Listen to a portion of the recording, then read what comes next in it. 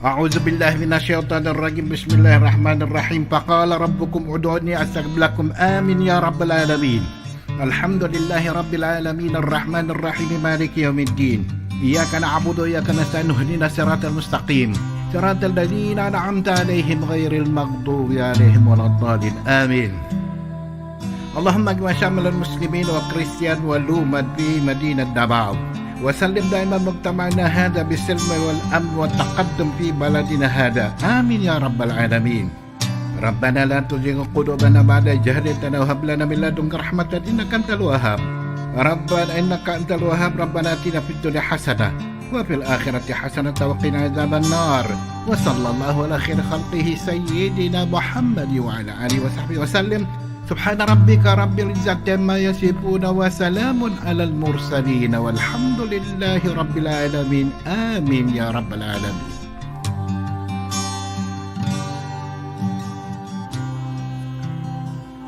In the name of the Father, Son, and Holy Spirit. Amen. Our most gracious Heavenly Father, we come to you today to praise and worship you and give you thanks for all the things you continue to provide for ourselves and our families. Father, we humbly ask for forgiveness for all the times we have offended you, when we forget to acknowledge your presence in the image of our brothers and sisters, and for moments we fail to be good stewards of the blessings you have given us. Continue to guide and protect each one of us, Lord, that we may always walk in the lights of your everlasting love and mercy. Grant us, Father, with your comfort in times of distress and with your strength in times of weakness. Bestow upon us your unending grace and healing, that we may in turn become instruments of gentleness and compassion to others. We ask all this in the name of your Son, our Lord Jesus Christ, with a prayer and the intercession of our Blessed Mother. Amen. Manama, mawantog ka. Warag po ko ilingkoy ko. O Diyos, kahibulungan ka. Busa ikaw lang ang simbahon ko.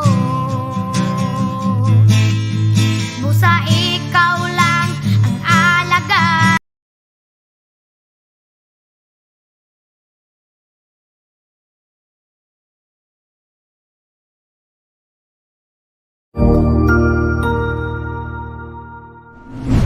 Hello teachers, learners, and parents. Sir Jeff po, at your service. Alam nyo ba na meron tayong website na tinatawag na DepEd Commons? Ang DepEd Commons ay binuo upang gawing accessible ang pagtuturo at pag-aaral dito sa ating bansa gamit lamang ang inyong mga smart devices gaya ng cellphones, tablets, at computers. Dito ay maaari nating ma-access ang iba't ibang learning materials mula sa Department of Education. Meron itong mga interactive materials, electronic self-learning modules, at instructional video lessons mula sa DepEd TV na tiyak na makatutulong sa pag-aaral ng mga mag-aaral galing ka man sa public o private school. Walang problema dahil welcome ang lahat dito. Para ito sa mga guro, magulang at mga mag-aaral mula sa kinder hanggang grade 12, alternative learning system o ALS, at pati na rin ang special education. At huwag kang mag-alala dahil kahit walang load ay maaari mong ma-access ang mga learning materials. Tama! Libre ito. Ang kailangan mo lamang gawin ay i-on ang iyong data at buksan lamang ang iyong browser at i-type ang commons.deped.gov.ph. Alam na ba ng iyong mga kasamahang guro o mag-aral ang tungkol sa DepEd Commons? I-share mo na ang video na ito upang matuto rin sila kung paano gagamitin ang DepEd Commons sa mabilis at napakadaling paraan. Muli, ito po si Sir Jeff at kita-kits po tayo sa DepEd Commons. Paalam!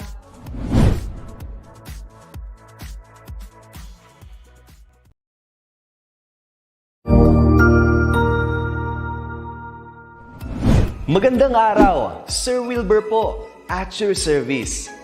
Narito ang ETULay upang gabayan ka sa inyong pag-aaral upang lubos na maunawaan ang iba't ibang paksa o subject. Ang ETULay ay isang free online tutorial class na pinangungunahan ng ICT's Educational Technology Unit sa pamumuno ni Undersecretary Elaine Del B. Pascua. Ang programang ito ay hindi lamang para sa mga bata, kundi ito rin ay magsisilbing gabay sa mga magulang at mga guro kung paano nila ituturo o gagabayan sa bawat asignatura ang kanilang mga anak o mga estudyante. Sa kasalukuyan, ang self-learning module mula sa rehiyon ng Calabarzon at kilala sa tawag na pivot ang ginagamit sa ating ETULay online class. Kaya ano pang hinihintay ninyo? Ihanda na ang inyong mga ballpen o lapis, papel o kwaderno at samahan kaming itulay ang pagkatuto para sa bawat batang Pilipino. Sama-sama tayong magtutulungan para malampasan ang mga hamon sa panahong ito. Halina't matuto kasama ang inyong online tutor sa oras na ito.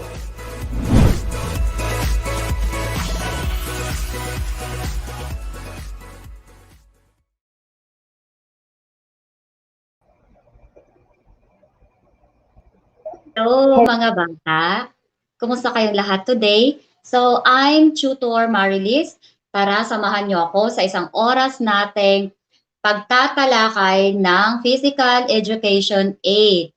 But before that, sige, exercise muna tayo, warm up muna natin yung ating mga buto. Kasi hashtag wellness goal muna tayo. Tara, samahan niyo ako, sayaw tayo.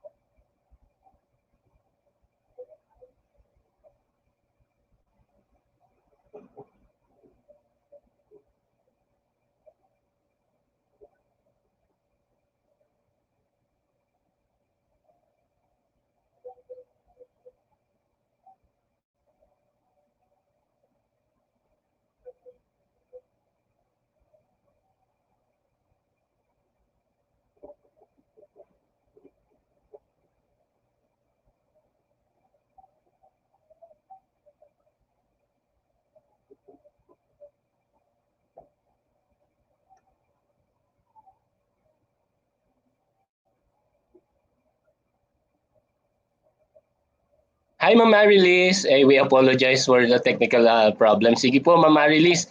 Ready tayo for our wellness exercise. Pwede na po kayong tumayo and umpisa na natin.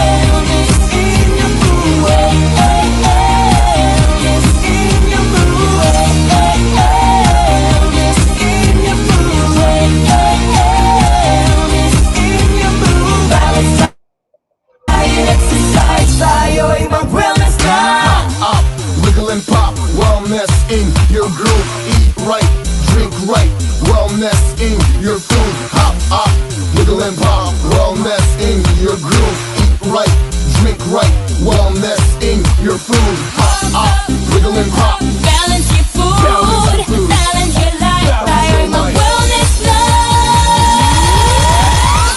Wellness in your food. Wellness in your food. Wellness in your food. Wellness in your food. Balance tayo, exercise tayo'y mag-wellness na.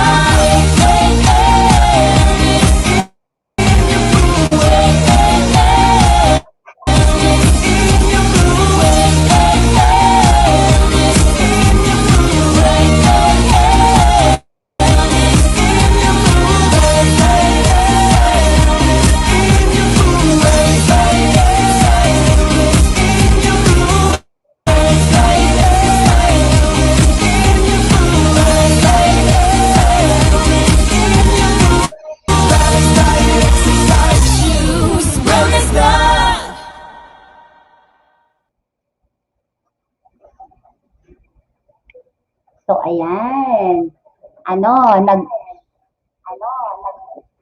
Umuunat ba yung mga buto natin? Kumusta kayong lahat? So, ngayon, sisimulan natin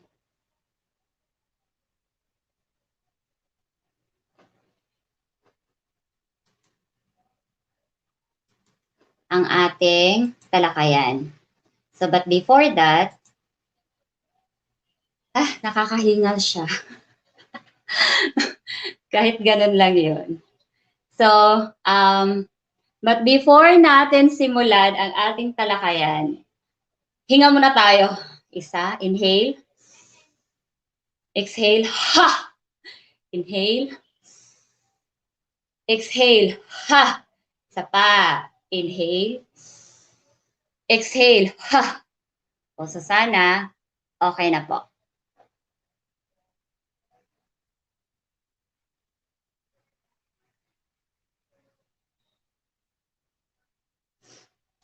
So, eto, disclaimer lang po na etong lahat ng pictures na nandito sa discussion ko is for educational purposes lang po. So, hindi ako nangongopya. Bale, may nagmamay-ari ng mga pictures na ito para lang for educational purposes lang talaga ito. So, no copyright infringement intended. So, let's start. So, you identify, I'll show you pictures and then you have to identify the person shown in the picture. Sige, you can comment down your answers. Hello sa lahat ng mga nanonood pala dyan. So, magsha-shoutout muna ako dito, ha? Kasi kaninang umaga, parang may nakita akong taga Cebu, maayong buntag sa tanang taga Cebu. Tanaw lang ta. And then, maganda umaga, Ma'am Irma Bermejo. So, eto na nga siya. So, sino siya? Okay, I hope may isa man dyan na sasagot kung sino ito.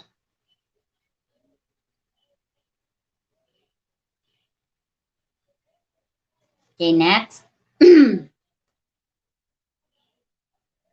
Classmate ko to. Si Ma'am sa MPES. Ay, talaga ba, sir? Hello, Sir Tyrone. Yes, let's see. Ayan, it's Eliza Valdez. Next. Eto. Sino to? Grabe naman, Lenny Robredo. Good morning, Sir Alan, Vanessa. Eto, sino ito? Parang naging sikat to noong Southeast Asian Game. Sino kaya ito? Kobe? More, guess. Sino ito? Ay, Yes! Ay, grabe. Si Tyron, parang ano ata to, fan ng volleyball. It's Brian. Brian? Ikaw ba yan? Brian Bagunas. Tama. Nakailan ka na? Nakadalawa ka na.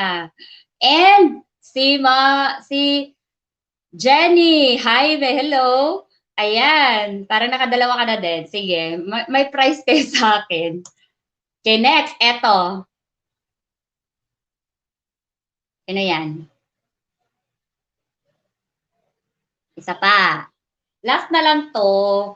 Napaka-sexy nito. Gustong-gusto ko siya. And ang galing niya. Sino siya?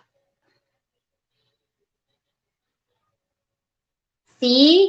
Yes, ikaw na talaga, Tyron. And Jenny. So, kayo na talagang dalawa. Yung ano, hindi masyadong nanonood ng Secret. Ayan, it's Rachel and Dakis. So, may tanong lang ako. Para dun sa iba. Okay. What do you think is the sports that these players are popular with?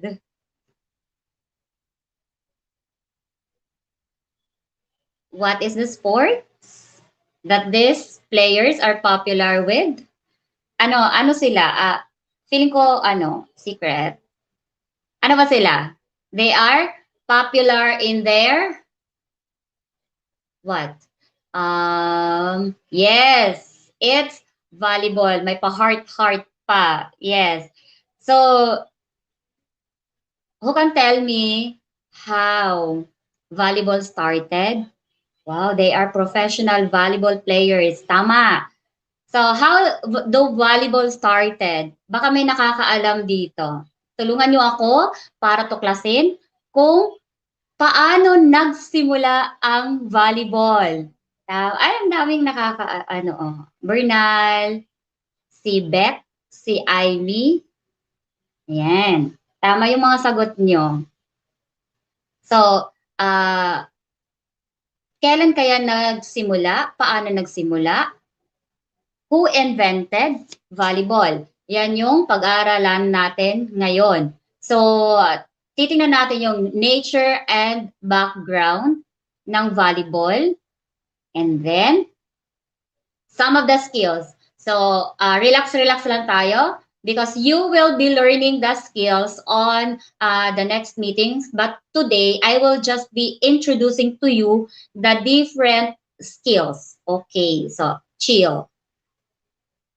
Yan. So, nature and background. For this lesson, you are going to describe the nature and background of the sports. You have to execute, but that's next week. Execute the skills and displays tolerance and acceptance of individuals with varying skills and abilities. So let me see if you have a prior knowledge about volleyball. So choose the words that you think is related to volleyball. So you can write your answers in the comment section. So I'll give you mga 5 minutes. Joke time. 1 minute. Write down all the words that you think are related to volleyball. Dig. Tama? Set. Spike. Perfect ka na, Tyron. Ano pa? Oh, valedictorian na. Baka may salutatorian pa dyan. Jump, serve. Ayan. What else? Meron pa ba? Marami pa. Set, chest, pass, overhead pass, sidearm service. Okay? So, lahat ng mga sagot nyo, tingnan nyo mamaya kung kasama siya sa tatalakayin natin sa volleyball. Okay? So, let's start. So, The one who discovered volleyball is William G. Morgan. So, noong 1895. So, hindi siya tinatawag actually na volleyball. Ang tawag doon dati is mintonet. Yan. So, may mga sumasagot-sagot pa. Sige lang, go lang. No, I love to serve and strike. Wow. So, this, si William, ang tawag niya dito is mintonet. Tapos, may isang college professor from Springfield College na notice that the nature of the game is volleying the ball, yung parang from one side of the to the other side of the court. So parang nagba-volley. So that is why it is the start of the name volleyball. So bali, sabi ata nila, sige palitan na natin kasi hindi naman siya parang ano naman siya, hindi naman siya mintonet. Parang may mas madaling term na related doon sa nature of the game. So yon, ginawang volleyball. So kung napapansin nyo sa mga maghahanap kayo ng volleyball related search doon sa YouTube, pwedeng sa YouTube, pwedeng sa Google, ang lalabas is FIVB, di ba?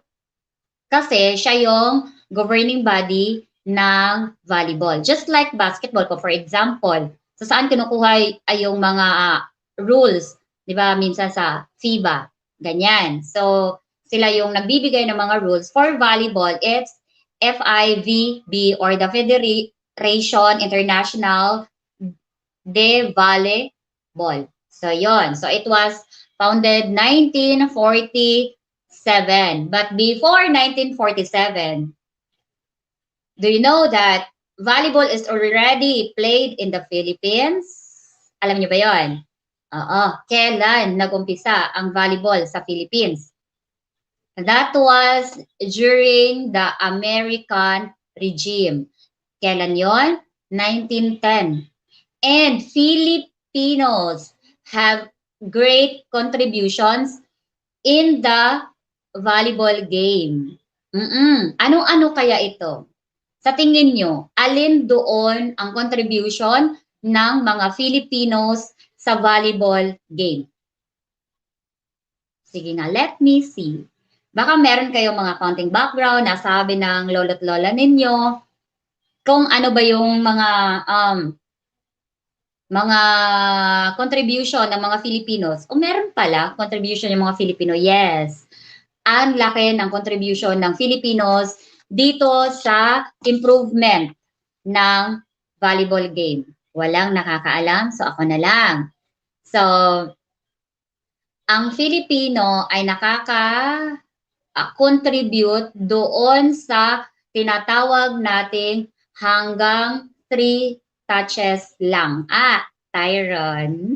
Service ata. 3 touches. Ano yon? 3 hits, di ba? Ayan. So, i-discuss natin yan mamaya kung ano yung 3 hits na tinatawag dyan sa volleyball. Isa yon. Okay. Another. O, di ba? Kasi pagka mamaya, i-discuss natin. Parang excited lang ako. Okay. Next. Another is the set and spike. Yun. Filipino pala nakagawa nun. Ayan. Kasi kung may nakikinig dito sa taga Cebu, meron ding tinatawag na dayon-dayon. Ano yung dayon-dayon? Yung parang dire-diretso talaga yung laro. So siguro dati ganyan yung laro, dayon-dayon, yung dire-diretso na isa lang, isang touch, balik doon sa kabila, tapos balik doon sa kabila, balik doon sa kabila, balik. Ayan, that's dayon-dayon for taga Cebu. Hi. Ayan. So, for the Filipino, tinuturuan nila yung mga naglalaro dati na mga army, American army, na, oy, wag naman gano'n na dire-diretso. So, mag 3 touches tayo or 3 hits tayo. O wag naman yung unlimited hits doon sa isang team. Parang wala naman siyang challenge, 'di ba? Kasi parang hanggang 10 hits yan pwede. So, walang ka-challenge. And para mapatay ang bola doon sa kalaban is my set and spike, which is na-discover ng mga Filipino. So, yon yung nature and background of volleyball. So, punta tayo sa facilities and equipment ng volleyball. So, number 1, so hindi na natin masyadong tatalakayin yung measurement since hindi naman tayo mag-officiate. So, tsaka na sa grade 9, officiating yung sa grade 9. For grade 8, it's all about nature and background plus the skills of volleyball. So, for fourth dimension, yun lang. Sasabihin ko, it's from 18 by 9. So, yun na yun. Okay. So, aside from the court, meron tayong tinatawag na net. So, kasi, importante yan. Kung walang net, so, walang harang doon sa gitna. So, wala silang basehan. Ang pole, kung saan, doon ikakabit ang net. Ang antenna, which is, dati walang ganito. Diba? Bakit nilalagyan ng antenna? Mamaya, ano natin to. And then, the ceiling height. Bakit? Merong ceiling height. And the ball. So, balikan natin yung antenna. Bakit may antenna sa tingin nyo? Pag sa mga barabarangay, hindi ko lang alam kung may mga antenna ang tinatawag. Meron ba? So, sana may mag-share ng experience pag nakapaglaro sa barangay para malaman natin kung may mga antenna ba yung mga ano nila. Yan, watching from Linaw. Wow, hello. Ayan. So, bakit may mga antenna? Kasi minsan, parang ito yung basis na hanggang dito lang talaga siya papasok yung bola. So, hindi siya lalagpas. Kasi minsan may mga bola, siguro pa ganun. Tapos, mahangin, sobrang mahangin dito sa labas. Tapos, pumasok ulit sa ganyan. So, hindi siya pwedeng ganun. So, dapat within the limit lang ng antenna. So, yan. Bakit may mga ceiling height? Kasi sa sobrang lakas, halimbawa, in-spike. Tapos, yung pag-receive ng ganon, tumilapon doon at hanggang ceiling siya at doon na gumanon yung bola. Tapos pumunta doon sa kalaban, ayan, at hindi nasalo ng kalaban, kahit ganon pa man yun, mali pa rin yun. Ayan, so dapat may ceiling height. So kung tumama sa ceiling, mali na yun, out na yon, ano na siya, fault na yon. So double, it is a spherical ball. So may tamang sukat at may tamang circumference ang mga bola. So sa mga official game yan. Pero pag sa mga barabarangay sa atin, maglalaro-laro tayo, ayan, basta bola, go. Ayan, di ba? So ito yung tinatawag ko na antenna. Etong may red. So ka-level yan dito sa sideline ng court. Yan. Pag sa mga ano na yan, official professional games, non-pro, pwede rin naman. Pero pag sa mga barangay, minsan wala naman siya. Okay. So, the game. How will we start the game? How many numbers of players? And number of players playing in the court.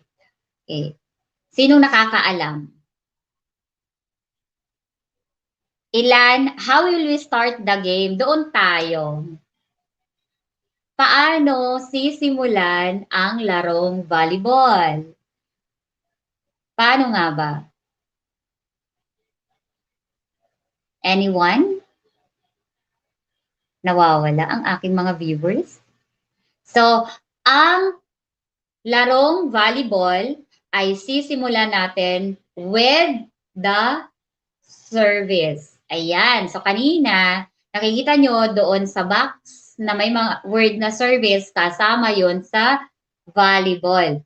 So, how many number of players? Meron tayong 6 players playing and another 6 players reserve. Ayan. So, sa number of players, ilan? 6 plus 6 equals? Ayan. 12. So, 12 players ang lahat-lahat ng nasa buong team ng volleyball, pero 6 lang talaga yung maglalaro. Ayan. So, eto na siya. The game played by 2 teams. So, to gain the score, player should hit the ball using the hands over the net into the opponent's court. So, eto pa pala yung ano siya. Isang parang kaalaman. Hindi siya pwedeng magta-touch dito sa palm yung bola. So, hindi siya pwedeng parang basketball, ikaganon mo siya, tapos tutunog yung ganyan. Parang ang ano niya, angas niya, ganyan. Hindi siya pwede. So, kung napapansin niyo, palagi nakaganito yung kamay. Ganyan. Kasi, bawal siya mag-touch dito. So, hindi siya ganito. Okay? Just like basketball dribbling, you are using the fingers. Ganon din yung sa the volleyball. So, fingers lang din. Ganyan-ganyan siya. Okay? So, the match can last for more than 1 hour. Depende kasi yon. Kasi, the winning score is ilan? It's 25. Yeah, 25 ang winning score ng volleyball. Tapos, kada set yun ha. So, pwedeng 5 sets. Depende yun sa usapan nyo. Kasi pagka halimbawa, nagre-rent lang kayo ng court, sige, hanggang 3 sets lang tayo, ganyan. So, pwedeng ganun din yon. Pero, pagka sa mga professional play, at saka sa mga tournament, ano siya, 5 sets talaga siya. 4 sets, 25 yan. And then, for the last set, ano siya, 15. So, what if nagtatay sa 24? Pwede ba siya? May mga sagot? Hi, Maricar from Antipolo National High School. Okay, pwede ba siya pag halimbawa nagtatay tayo sa 24? Sa first set pa lang to ha, kunyari lang. Hindi siya pwede. Kasi dapat ang game na volleyball ay lamang yung isang team ng at least 2 points. So, ibig sabihin, dapat may makauna na maglalamang ng 2 points. Ayan. So kung 24-24, so dapat yung isa magiging 26. Tapos yung isa, remain 24. So, parang pwedeng ganyan. So, and kung after, halimbawa, 5 sets yan, kung sinong mananalo ng 3 set, siya yung panalo. So, yan yung rules ng volleyball. So, may tanong po ba? Inaano ko na siya. So, ito na yon. Rules of the game. The official court is 18/9. So, yun lang naman yung medyo tatandaan natin. So, 18/9, pag mga magpapaliga tayo sa barangay, o 18/9, o kaya may pwesto, go. Yan. To start the game, ito yung sinasabi ko, at may nakasagot din kanina, paano ba magsimula ang isang laro? So, eto na yun. You have to serve the ball. So, paano? Mamaya sa skills, merong iba't ibang service na matutunan nyo. Yan. So, saan nagsiserve? Doon sa end line. Beyond the end line. Ito yung line, dito ka. At hindi ka tatapak dito sa line or else fault yan. So, dito ka sa beyond the end line. And then, before, dati yon. Ngayon kasi, mas maano na lang. Kasi the whole end line, pwede kang tatakbo-takbo at saka hahagis ng bola. Dati, meron pa siyang square. Parang 1 meter yon. Yan, sa end line. Box talaga siya. And then, doon ka lang tatayo at doon ka lang magsiserve. Pagka umalis ka dyan sa box na yon and doon ka magsiserve sa labas, fault na yon. So wala yun. So yan yung kaibahan ng service ngayon at service noon. At eto. So to start, it's either overarm or underarm. Ayan. Pwede yan. And then the opponent team is permitted a maximum of 3 touches, which is na-discover ng mga Filipino before sending the ball back over the net. Yan. 3 touches lang yon. Ano ba yung 3 touches? Dapat 3 touch lang within your team. So, halimbawa, ako, nakatouch na. Si kasama kong A, nag-touch na. Pwedeng bumalik sa akin again kasi hindi naman siya double, bawal kasi yung double touches. So, ayan. Ito yon. Is not allowed twice the ball in a row. Sa akin, 2 beses, hindi yun pwede. So, pwedeng sa akin, sa A, and then sa akin ulit. Yan yon. So, 3 na yon. So, pag ako na yung last, dapat na i-volley ko na yung bola doon sa kabila. Yan. The ball must be hit, not caught. Ayan. So, it should be hit, pwedeng any part of your body. Yan. So, wag lang masyadong ulo-ulo palagi kasi hindi naman tayo sepak takraw. So, dito sa kamay, mas maganda pag dito sa forehand, ganyan, or yan, nakaganyan kasi, yan, nakaganyan yung kamay. Check. And then, pag ganito, ayan. Diba? So, the serving, ayan. Ganyan, ganyan siya. Ayan. Check. Ayan, ganyan. So, pwedeng dito siya. Huwag lang dito sa mukha. Kasi sayang naman yung mukha nyo pagka dito nyo pinatama yung bola. So, the serving team receives a point if the opponent fails to return the ball over the net. So, yun. Okay.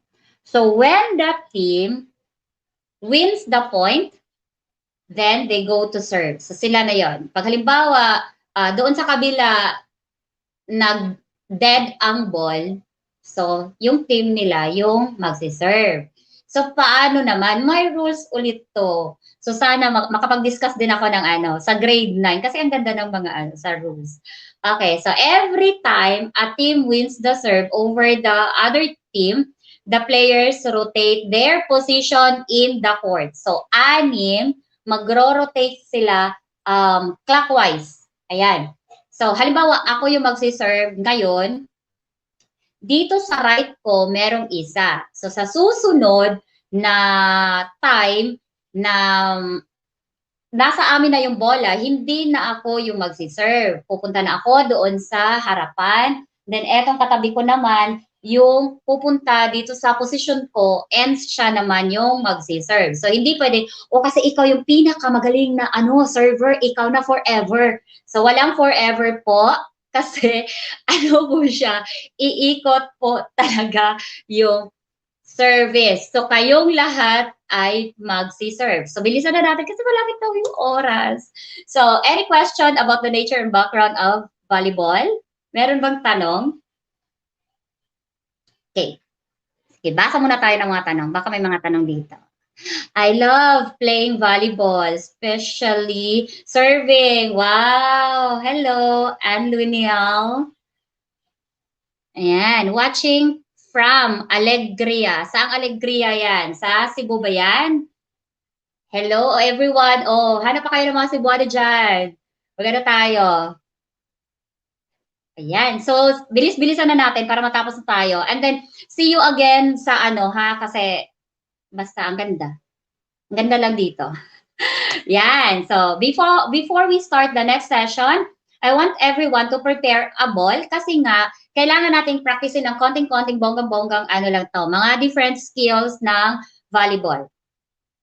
So, I'll give you 2 minutes.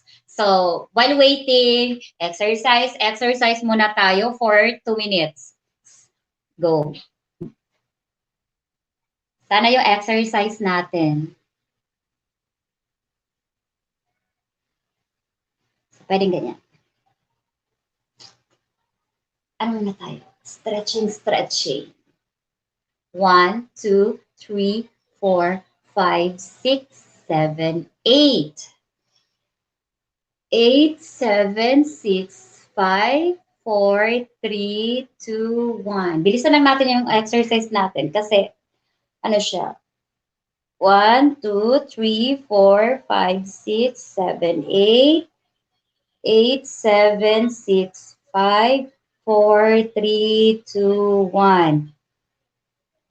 1, 2, 3, 4, 5, 6, 7, 8. 8, 7, 6, 5, 4, 3, 2, 1. Patas tayo. Okay.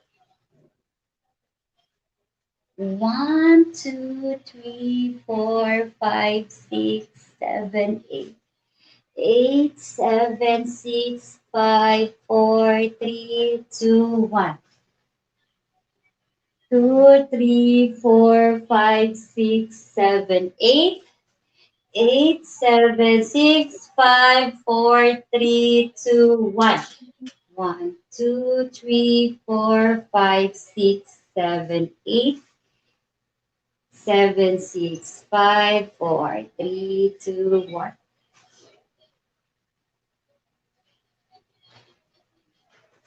8, 7, 6, 5, 4, 3, 2, and tadang! Tapos na tayo sa ating stretching. So let's go back. Yan. So nasa ano na tayo? Skills in playing volleyball. So ano-ano ba yung iba't ibang skills in playing volleyball? So ito lang muna. Yan. Hulaan nyo kung ano ito. Yeah.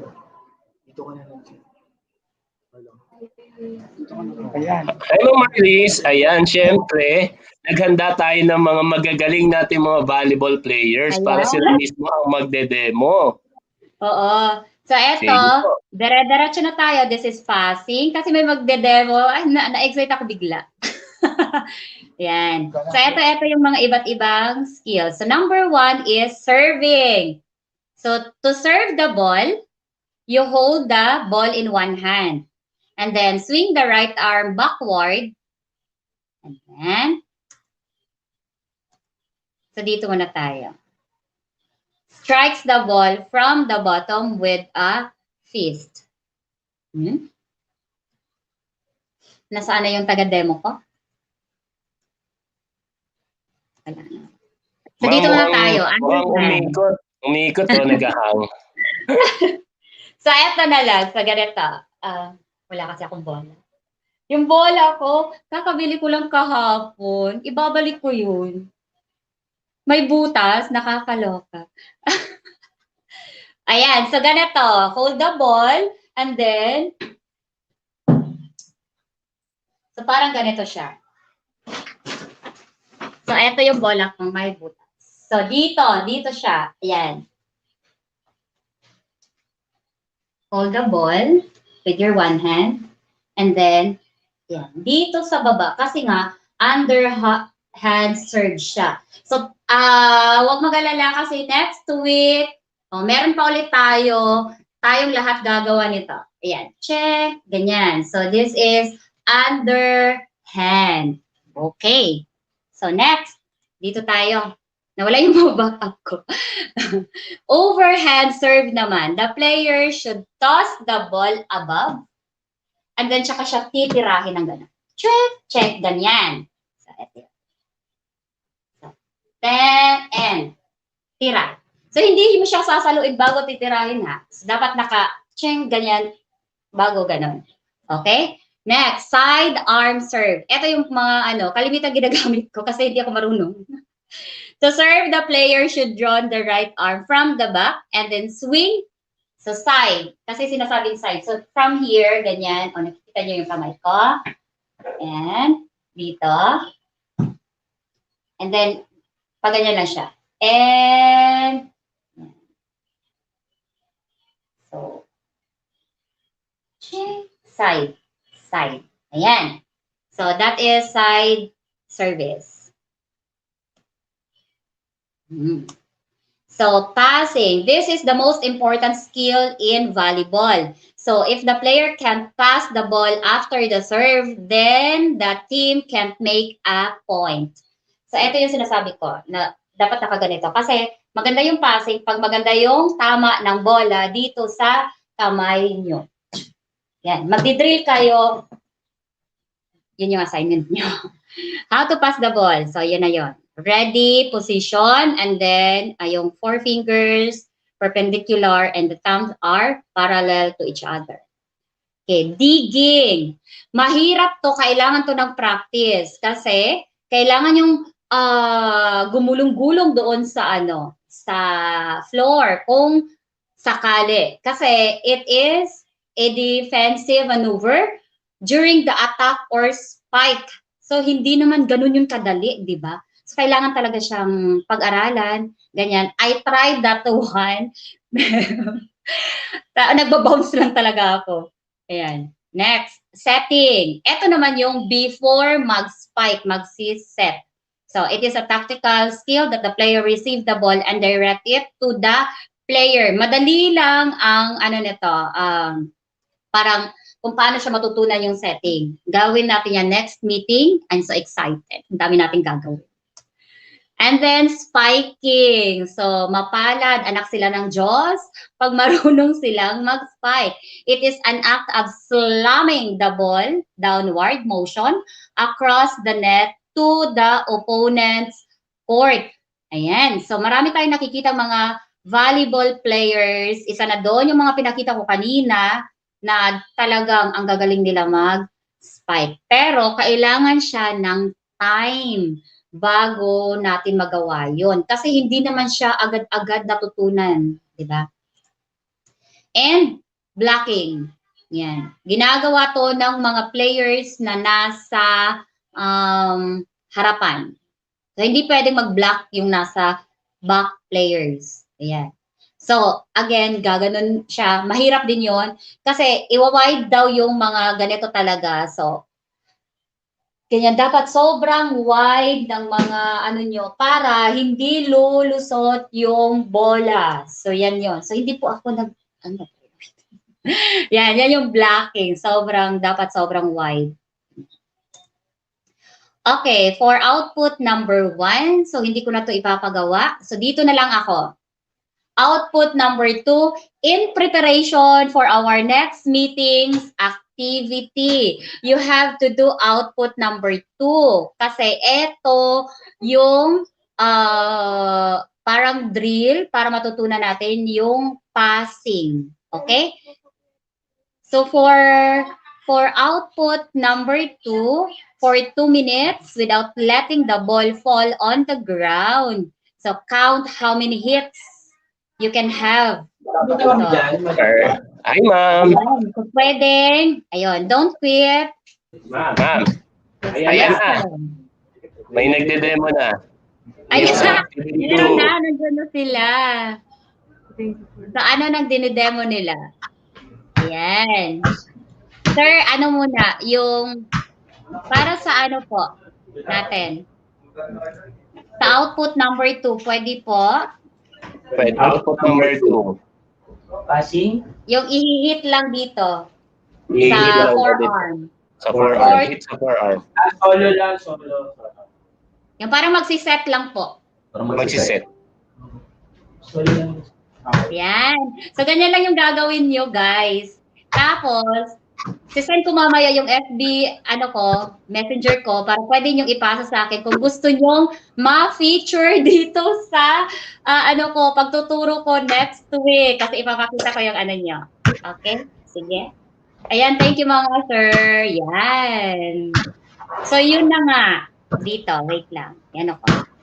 Ayan, so dito, pwede nyong i-message ako kung may mga videos na kayo, and then with the permission of your guardians, parents, or guardians, if ever below 18 kayo, kasi baka maano ako. Okay. Or kahit basta sabihin nyo lang sa akin na, ma'am, pwede nyo pong i-feature yung video ko para doon sa activity. Okay, I'm so excited to have you guys. Ayan, basa muna tayo ng mga comment before I say goodbye kasi yun lang po yung discussion natin. Although gusto po pang magsalita. Gusto ko pang magsalita. Ayan. Hi everyone from Antipolo National High School. Support. And then, sino pa ba? Sultan Kudarat. Wow. Hi Mary Ann Frias. Yung daming from Antipolo National High School. Genevieve, Maricar, Nizel, Jenny. Ayan. So, may mga gusto daw matuto mag-volleyball. So, next week yan.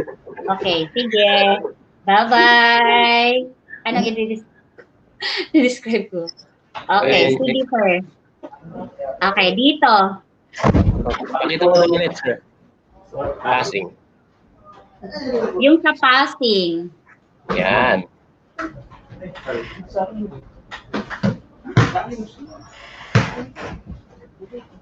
So, yung ginagawa nila, if you have noticed, hindi talaga siya tumatama dito sa palm. Dito matama. Kasi pag tumama yan sa palad, meaning to say ay talaga siya. So, kung nakikita nyo yung kamay nila is naka-round. And parang bawal tumama sa palad, sir. Diba? So, dito tumama sa forehand nila yung bola para kahit maliit lang yung space, ay kaya pa rin nilang gawin yan. Diba? So, you can play volleyball kahit saan, basta hindi na siya official game. Ang papawis yan. For sure, pinagpawisan na sila. Kasi ako nga na nagsasalita dito, pinagpawisan na. Sige, thank you. I hope, may natutunan kayo and nag-enjoy kayo sa discussion natin ngayon. Nag-enjoy ba? Comment lang. So, sana may And then, ang galing daw ng mga nagde-demo. I will do that. Diba? Nagalingan sila. Sige, thank you very much. See you again next week for our continuation of volleyball and skills na tayo, mga bata. So, see you.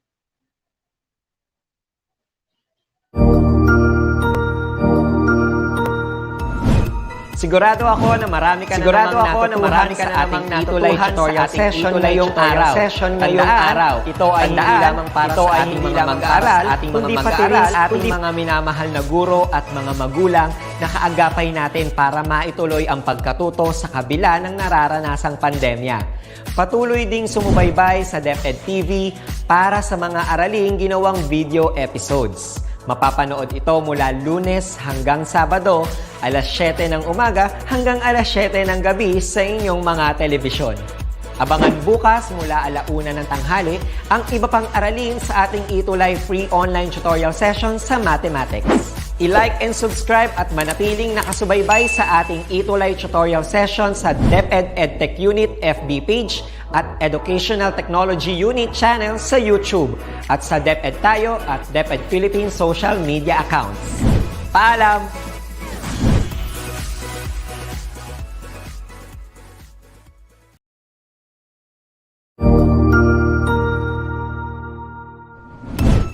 Cognizant to the needs of our learners, parents, and teachers, the Department of Education provided us with powerful tools for productivity that will allow us to foster critical thinking skills, problem-solving skills, communication and collaboration skills to be compassionate, responsible global citizens.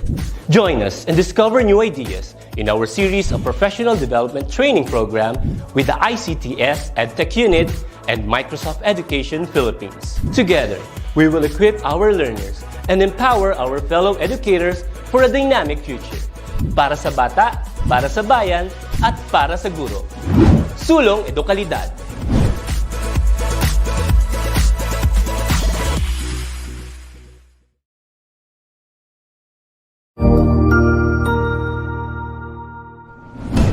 Good day, this is Teacher Rowan. I'll be your guide in exploring Google Apps for education, for teaching and learning.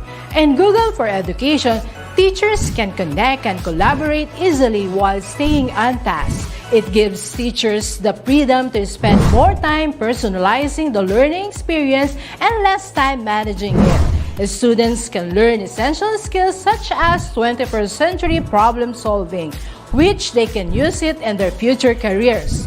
As such, the accessibility features will also help and assist every learner to do their best work. Google offers different useful applications that we can use to connect education to technology. This will help our teachers as a 21st century educators to innovate and find ways on how to make teaching and learning more exciting, engaging, effective, and flexible to the demands of the society. Let's re-explore the education experience by discovering new angles to create, collaborate, and communicate as one. Para sa bata, para sa bayan, at para sa guro. Ang pagkatuto, huwag gawing komplikado. Sulong edukalidad.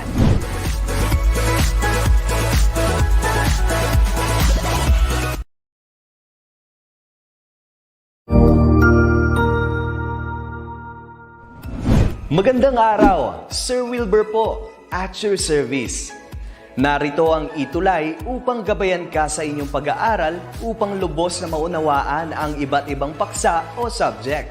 Ang ETULay ay isang free online tutorial class na pinangungunahan ng ICT's Educational Technology Unit sa pamumuno ni Undersecretary Elaine Del P. Pascua.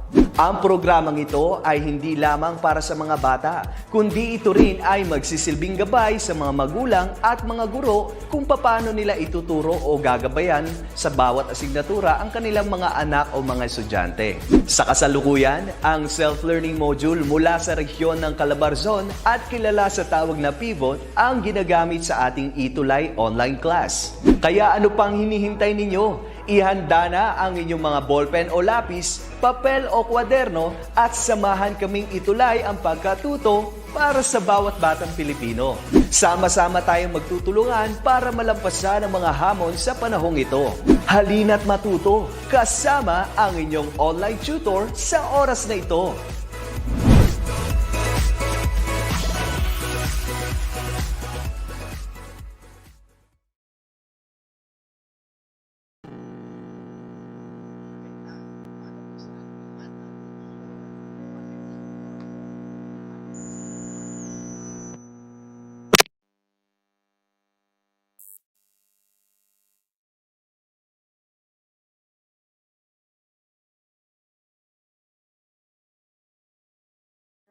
Ito. Good morning. Okay. So, good morning everybody. I will be your online tutor for the day. I am Tutor Mark at ako po ang inyong makakasama for Arts 8.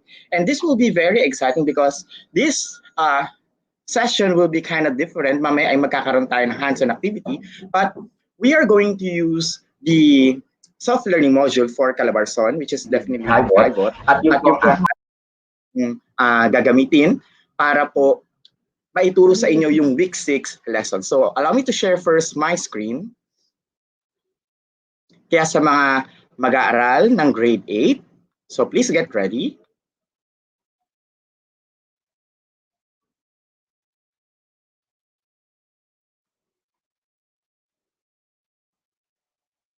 Okay, so for our week 6 lesson, this will be all about the crafts that can be locally assembled with local materials guided by local traditional techniques, and it will be for week 6. So definitely, we are talking here about the East Asian countries. So when we talk about the East Asian countries, we have the folk art.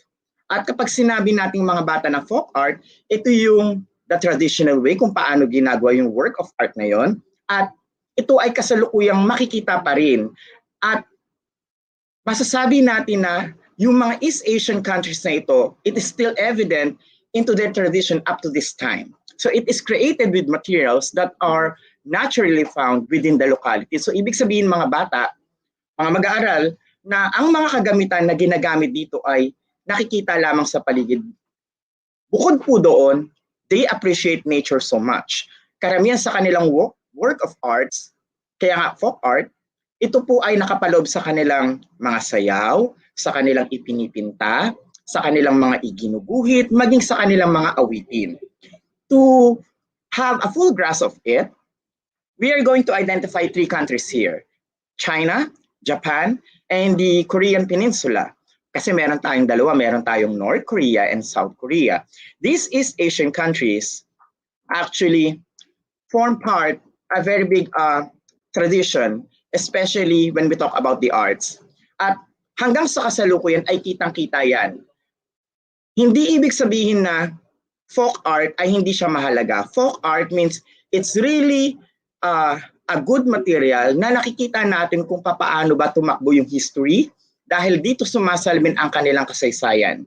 So, we will be focusing here with some work of arts na mamaya po ay ipapaliwanag ko isa-isa, but let's have first to answer an activity which is found in your self-learning module. Learning task number 1 on page 27, let's have a short background or review.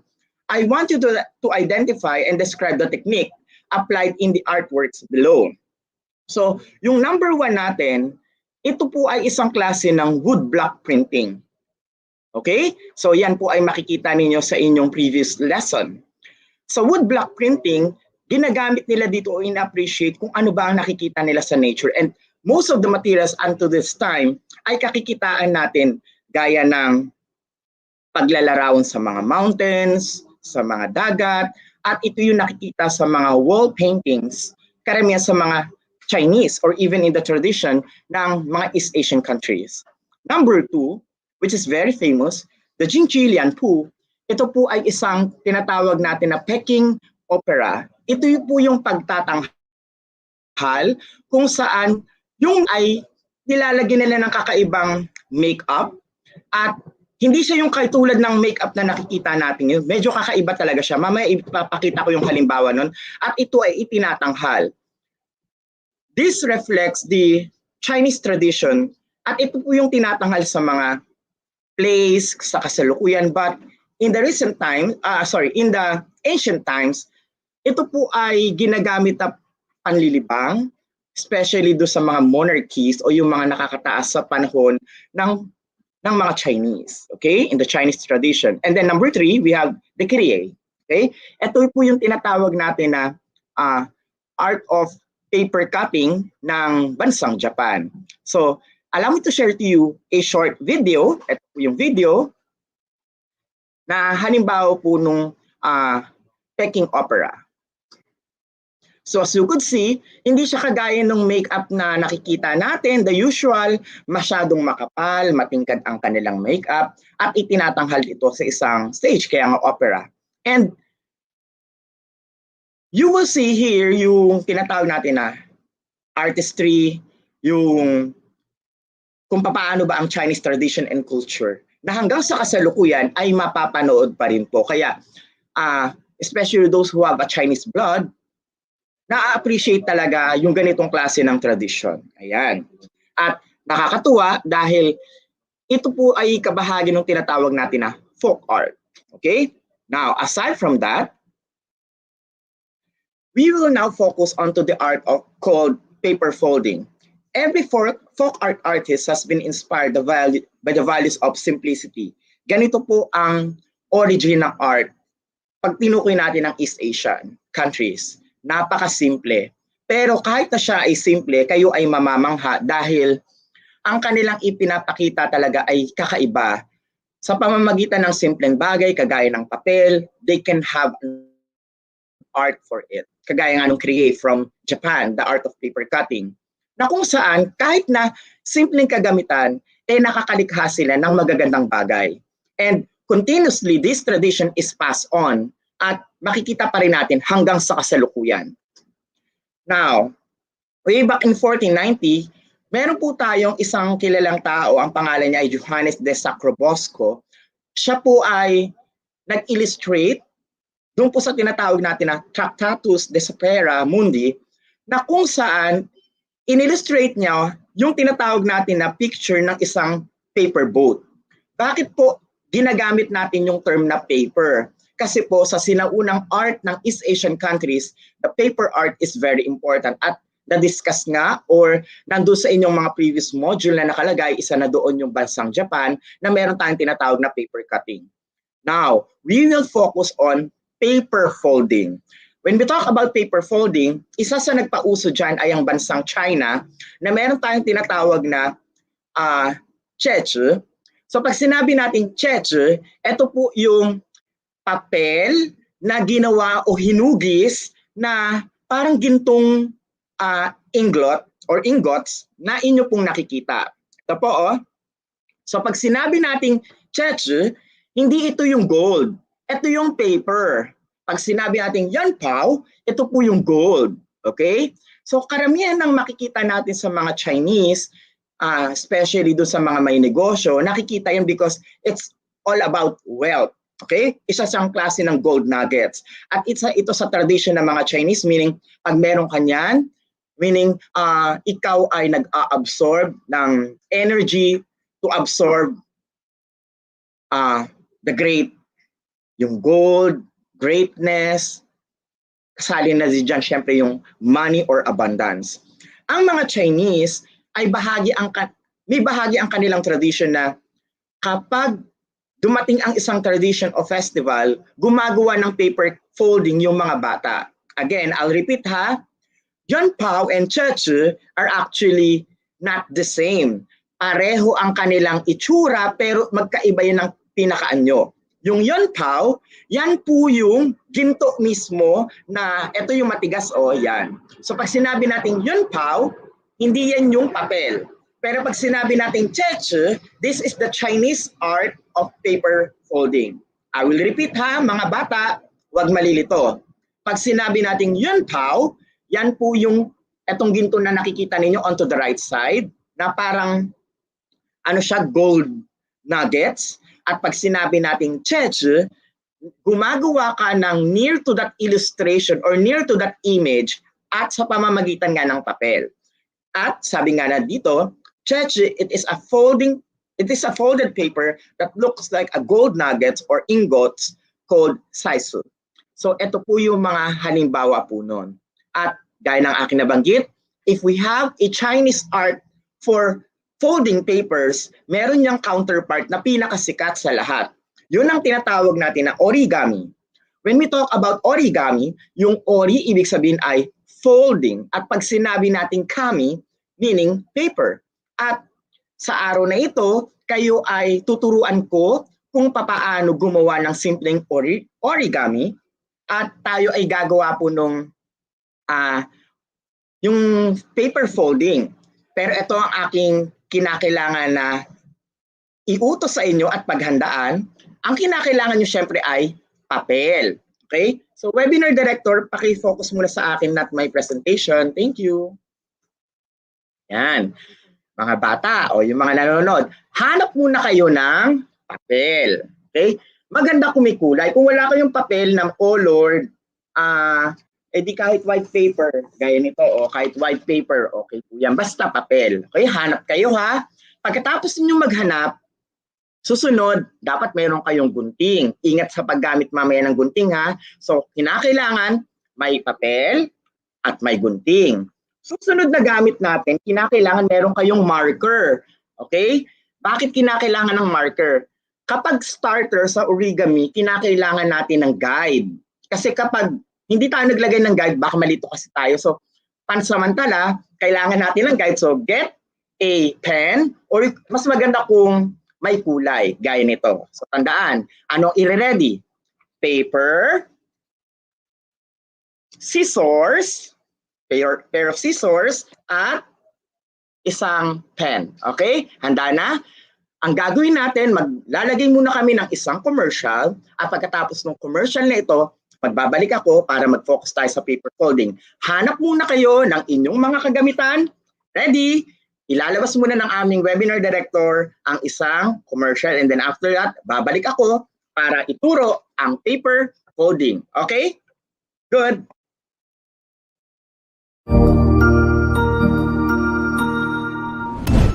Cognizant to the needs of our learners, parents and teachers, the Department of Education provided us with powerful tools for productivity that will allow us to foster critical thinking skills, problem-solving skills, communication and collaboration skills to be compassionate, responsible global citizens. Join us and discover new ideas in our series of professional development training program with the ICTS Edtech Unit and Microsoft Education Philippines. Together, we will equip our learners and empower our fellow educators for a dynamic future.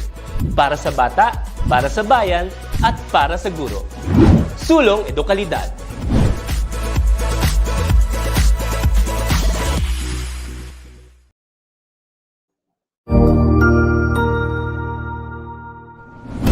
Good day, this is Teacher Rowan. I'll be your guide in exploring Google Apps for education, for teaching and learning. In Google for Education, teachers can connect and collaborate easily while staying on task. It gives teachers the freedom to spend more time personalizing the learning experience and less time managing it. Students can learn essential skills such as 21st century problem solving, which they can use it in their future careers. As such, the accessibility features will also help and assist every learner to do their best work. Google offers different useful applications that we can use to connect education to technology. This will help our teachers as a 21st century educators to innovate and find ways on how to make teaching and learning more exciting, engaging, effective, and flexible to the demands of the society. Let's re-explore the education experience by discovering new angles to create, collaborate, and communicate as one. Para sa bata, para sa bayan, at para sa guro. Ang pagkatuto, huwag gawing komplikado. Sulong Edukalidad.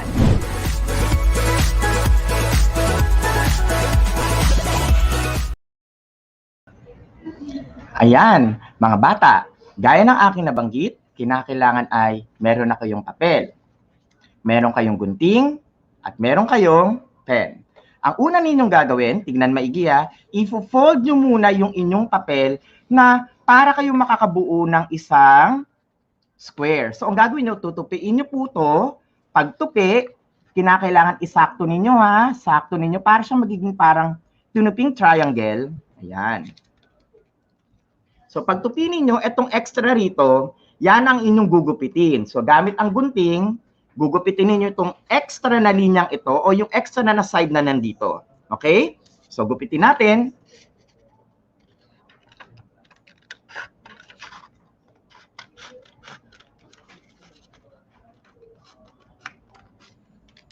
Ayan. So, nakita po ninyo na ginupit ko na. Okay? So, from yung isang buo, kanina, tinupi ko. Pagkatapos kong tupiin, ginupit ko. O, ganun dapat ang gawin nyo mga bata. Pagkagupit, hindi nyo na kailangan ng kabilang bahagi. Tabi nyo na yan. Pero wag basta-basta itatapon, pwede nyo i-recycle yan. Okay? Ngayon, dahil nabuo na natin ito, pag binuksan nyo yan, makakabuo yan ng square. Okay? Maliwanag ba? O, dapat ang nagawa ninyo, tinupi, pagkatupi, eto na siya ngayon. Okay? Susunod, kunin ang inyong marker at lagyan natin ng guhit yung buong linya. Okay? Bakit natin kinakailangan? Yan yung ating magiging guide. So, gagawin nyo lang ganito, guhitan ng linya. O, di ba? Ang dali-dali lang. Ganun lang po, So, tandaan, guguhitan natin ng linya yon. Pagkatapos natin guhitan niya ng linya, ayan, yan yung ating magiging pinaka-guide. Again, bakit po nilalagay ng guhit? Kasi po, dahil starter, pag nagsisimula sa origami, kinakailangan natin ng guide. Ngayon, pagkatapos natin yan, tutupiin natin yan ulit. Di ba ito, nandito tayo. Susunod, tupiin ulit yan sa gitna. Okay? Tupiin yan. Pagkatapos nating tupiin, ayan, meron ulit siyang linya. Lagyan niyo ulit ng line. Guhitan natin. O, sana nakakasunod kayo mga bata. Tandaan, una nating ginawa ay tunupi ito. Pagkatapos nating itupi, nilagyan natin ng linya. Susunod, tinupi ulit natin yung kabila para magkaroon ng linya. Okay? Ngayon, pagkatapos niyan, babalik ta rin ninyo. Babalik ta rin natin At ang gagawin natin ay tutupiin natin to ng pagganito. Ulitin ko Pag tinupi nyo yan, kinakailangan makikita ninyo yung mga linya. Okay? Naintindihan ba? Ulitin po natin. So, tandaan ha, pag kalagay natin ng mga lines, babaliktarin natin, at pag binaliktad natin, tutupiin na natin yung pinakakabila. Okay? So, ang gagawin nyo, pag tinupi, eto na siya ngayon. Tapos, tupiin siya ng maayos, ididiin. Ayan. Pagkatupi na, yung kabila naman.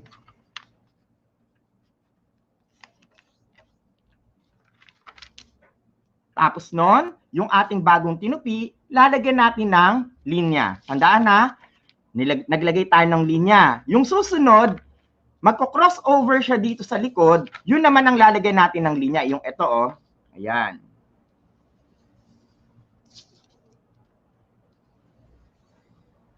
Tignan nyo maigi, ha.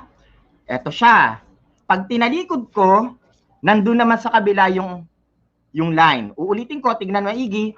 Kung naka-cross ito, dapat kapag binaliktad ninyo, naka-X naman yung isa. Sana ay nakakasunod, ha. So, tandaan, dapat ang itsura ng ating linya, yung isa ay pa-cross, at yung isa naman ay nakapa-X. Okay? Nakasunod ba? O, ngayon, igagawin natin ay, pag nakikita nyo po ito yung pinaka point of error natin sa gitna, tutupiin natin yan, pag ganito. Okay? Tutupiin natin. Pag tinupiin natin to, ihahabol natin itong gilid at itong gilid. So, pag tinupi siya, nakapasok po yun. Okay? Nakapasok to, nakapasok din to. Nakuha po ba? Tingnan maigi, ha. So, para siyang naka-X, di ba? Naka-X siya sa inyo. Pag tinupi natin, hawakan po ninyo yung bahagi ng pinakadulo. Tingnan niyo po, siguraduhin ninyo na kapag finold nyo po siya, yung area po natin ay nakaturo po sa inyo. Ibig sabihin, yung pinaka-pointed, ito pong linya, nakaturo sa inyo. Ito, turo sa inyo. Pag nakaturo na yan sa inyo, tama po yung ginagawa ninyo, fold it.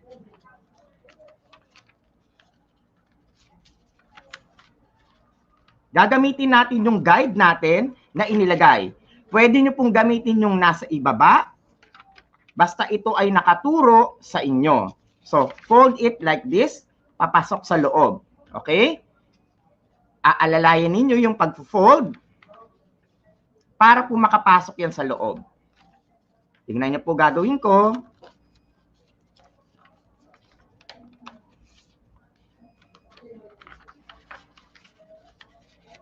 At yung susunod, pag na-fold na natin, aalalayan din natin yung pinakatuktok.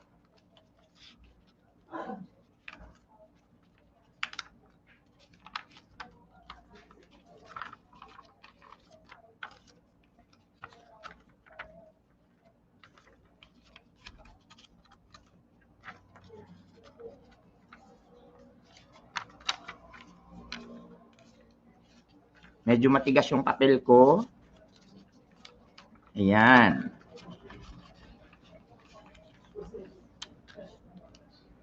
Dapat magiging ganito yung itsura niya. So, tignan nyo po, mula dito, di ba nakaturo sa inyo, aangat nyo yan, na ganito. Pagkatapos po niyan, isisiksik ninyo yung ganito, yung gilid, at ganon din yung sa taas, tapos pababa, para maging ganito po yung itsura ng ating papel.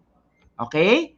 Sana ay nakasunod, dahan-dahan yon. Ibig sabihin, from here, tupi pagitna, bababa. Kaya magiging ganito yung pinaka-itsura niya on top. Okay? Ngayon, susunod, etong pinaka-ilalim, ito iaangat natin yun, ha? Ito, ito nagagalaw, ito nagagalaw. Meron tayong linya, nakaturo pa rin sa katawan ninyo. Tupiin natin to, papunta po dito sa gitna. Kung ginawa natin yun doon, gawin din natin sa kabila. Ayan. So, di ba pag ganito siya, oh, tupi, tupi. Pagkatapos gawin dyan sa harap, baliktarin, ulitin natin sa likod. Tupi. Tapos tupin pa rin yung pinakakabila. Ayan. Nakasunod? Ibig sabihin, meron tayo sa likod. Galing siya dito, di ba? Tinupi natin, tinalikod natin, inulit natin siya. So, dapat ganito ang magiging itsura ng papel ninyo. Tandaan na, etong dulo ang nakaturo sa katawan ninyo, yung ganito sa taas ang nandoon po sa tuktok. Okay? Susunod, kinakailangan, masigurado natin na pareho tayo ng ginagawa, nakaturo yan sa inyo. Now, eto pong tuktok, tupiin po ninyo para magkano siya ng medyo katawan. Tupiin po ninyo ito papasok sa baba. Okay? Ulitin ko po. From tuktok, tupiin yan ng ganito. Nakakasunod? Okay. Ngayon, pansinin po nagtupi tayo sa harap at sa likod at ito na po siya. Okay? Meron na tayong guide. Yung pinakaulo niya ay nasa tuktok, yung pinakakatawan ay nasa baba, nakaturo sa inyo. So, kinakailangan, pareho tayo na ginagawa. Parang ganito siya, may palikpik. Okay? Kahit sa likod, ganun din ang itsura niya, para siyang merong palikpik. Okay? Ayan. Sana ay nakasunod po lahat, ha? Ngayon, pagkatapos po natin gawin yan, dapat ay mag-itsura po ito na para pong pamaypay.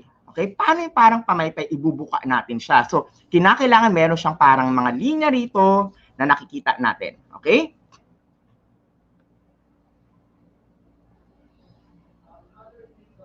Ngayon, hahawakan ninyo ang inyong pen.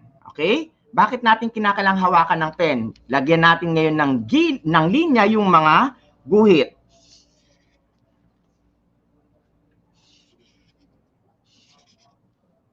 Yung tinupi natin, yun ang ating magiging pinaka-marker.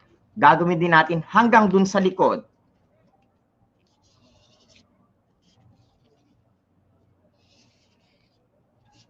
Para meron tayong pinaka-guide. So, pag binuksan natin siya, meron tayong guide dito at meron din tayong guide dito sa kabila. Okay? Ngayon, ang gagawin natin, medyo ibubuka natin to, iaangat natin siya papunta dito sa area to. Ito, naka-letter V siya. Angat ninyo na ipapasok natin tong loob dito sa hati niya.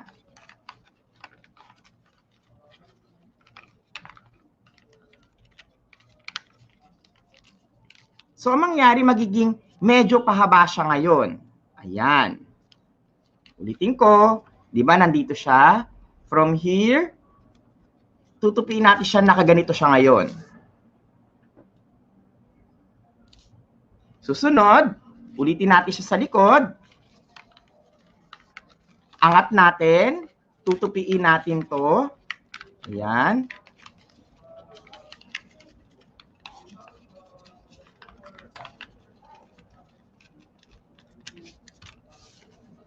So, ang mangyari, para siyang meron ngayong paa, ayan, at meron na rin siyang parang pinakaulo dito sa tuktok natin. Okay? So, ito po, para siyang merong paa. Now, yung susunod natin gagawin, kinakailangan tupiin natin to papunta po dito sa loob. Tupi. Ayan. Kung ano yung ginawa natin sa kabila, gagawin din natin doon sa kabila.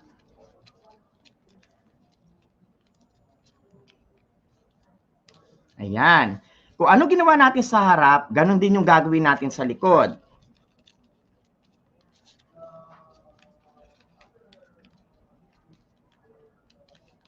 So, ganito na po yung pinaka-itsura niya. Ayan. Ayan, oh. So, meron na tayong guide. So, meron tayong parang pinaka-ulo dito sa tuktok. Ayan.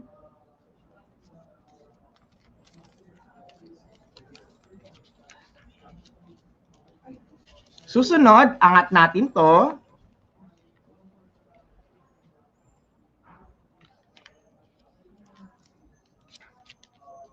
So sana nakakasunod po So ang mangyayari po nun, pag tinupi natin siya, makakabuo tayo ng pinakakatawan. So kinakailangan, yung ating tinupi na material, di ba ito po siya, ayan, ayan, ito, at ito. Okay. Makakabuo tayo na ganito, ito yung pinakapaa niya. Ito po, gagamitin natin to, pagdikitin. So magiging parang pinakasungay siya ngayon. Ito siya. Next, meron tayong pinakagitna, yung katawan. Aangat natin.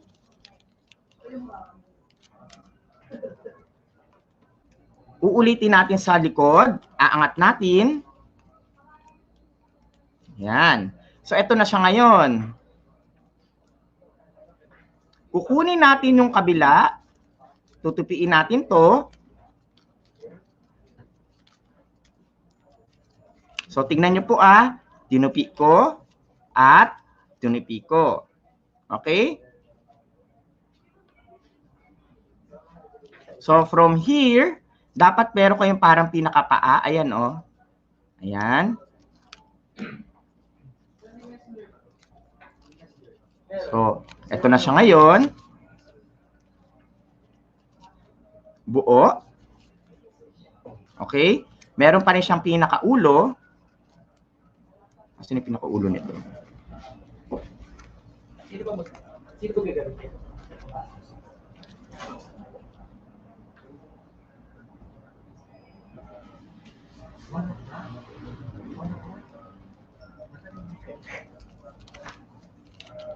So nakakasunod po dapat ang itsura po ng ating pinaka-puwitan niya ay from yung nakatusok kanina, inangat natin, and then ito dapat ang kalalabasan niya ngayon. Yung pinakakalahati niya, ito kasi siya kanina, inangat natin, sinundan natin yung sa pakabila. Kaya naging ganito po yung itsura niya. Okay? So siya na ngayon parang magiging pinakapaa ng ating ginagawang project. Ayan. Tapos tutupiin natin. Ito na siya ngayon. Okay? Susunod, ibababa natin to. Uulitin natin sa kabila.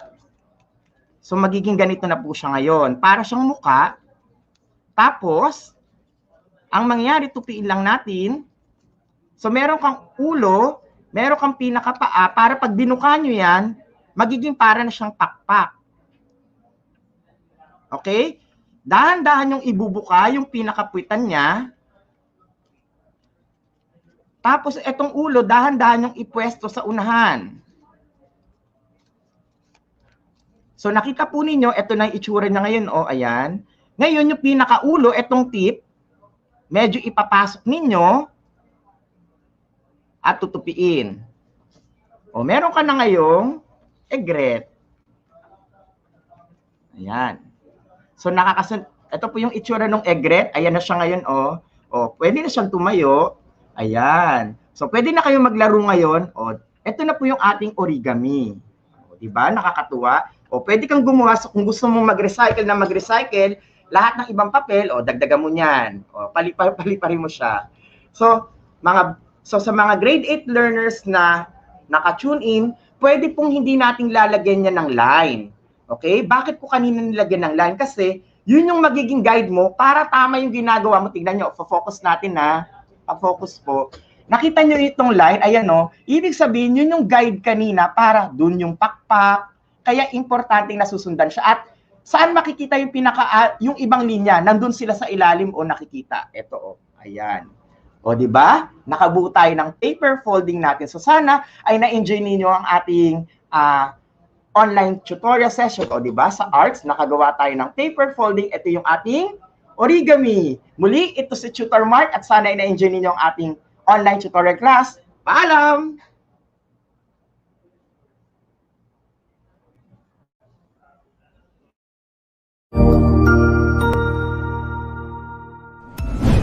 Sigurado ako na marami ka na namang natutuhan sa ating ETULay tutorial session ngayong araw.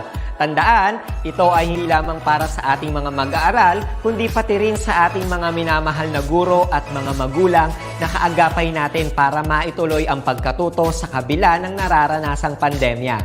Patuloy ding sumubaybay sa DepEd TV para sa mga araling ginawang video episodes. Mapapanood ito mula Lunes hanggang Sabado, alas 7 ng umaga hanggang alas 7 ng gabi sa inyong mga telebisyon. Abangan bukas mula 1:00 ng tanghali ang iba pang aralin sa ating ETULay free online tutorial session sa mathematics. I-like and subscribe at manatiling nakasubaybay sa ating ETULay tutorial session sa DepEd Edtech Unit FB page at Educational Technology Unit channel sa YouTube at sa DepEd Tayo at DepEd Philippine social media accounts. Paalam!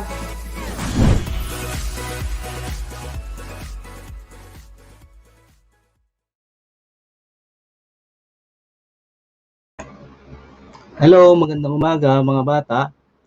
So ako ang inyong tutor sa araw na to. Ako si Tutor Raymond o pwede niyo akong tawagin si Tutor Emong. Ngayon po, i-discuss natin ay yung arts ng grade 10. Okay.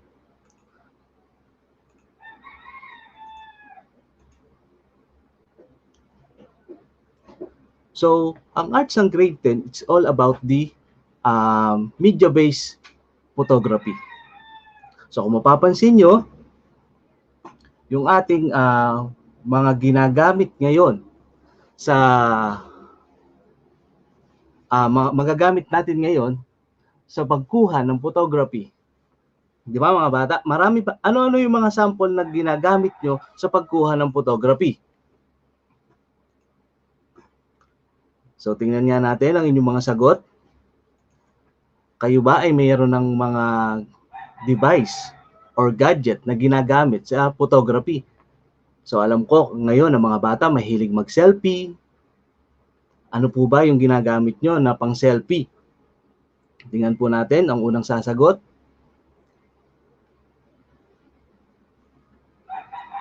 So tama. So 'di ba, ang ginagamit natin ngayon na pang selfie ay yung ating mga cellphone or mas kilala sa tinatawag nating smartphone. So bakit po siya tinatawag na smartphone? Kasi kung matatandaan natin before, ang ating mga telephone or ating mga cellphone, so ang kaya niya lang gawin ay makapag-call and makapag-text. So ngayon, kaya siya tinawag na smartphone kasi ang dami niya nang kayang gawin tulad nung pagkuha natin ng litrato or pagkuha natin ng picture. Okay. So ngayon, sa ating arts 10, i-discuss natin yung media-based art. So mga bata, ano po ba ang media-based art?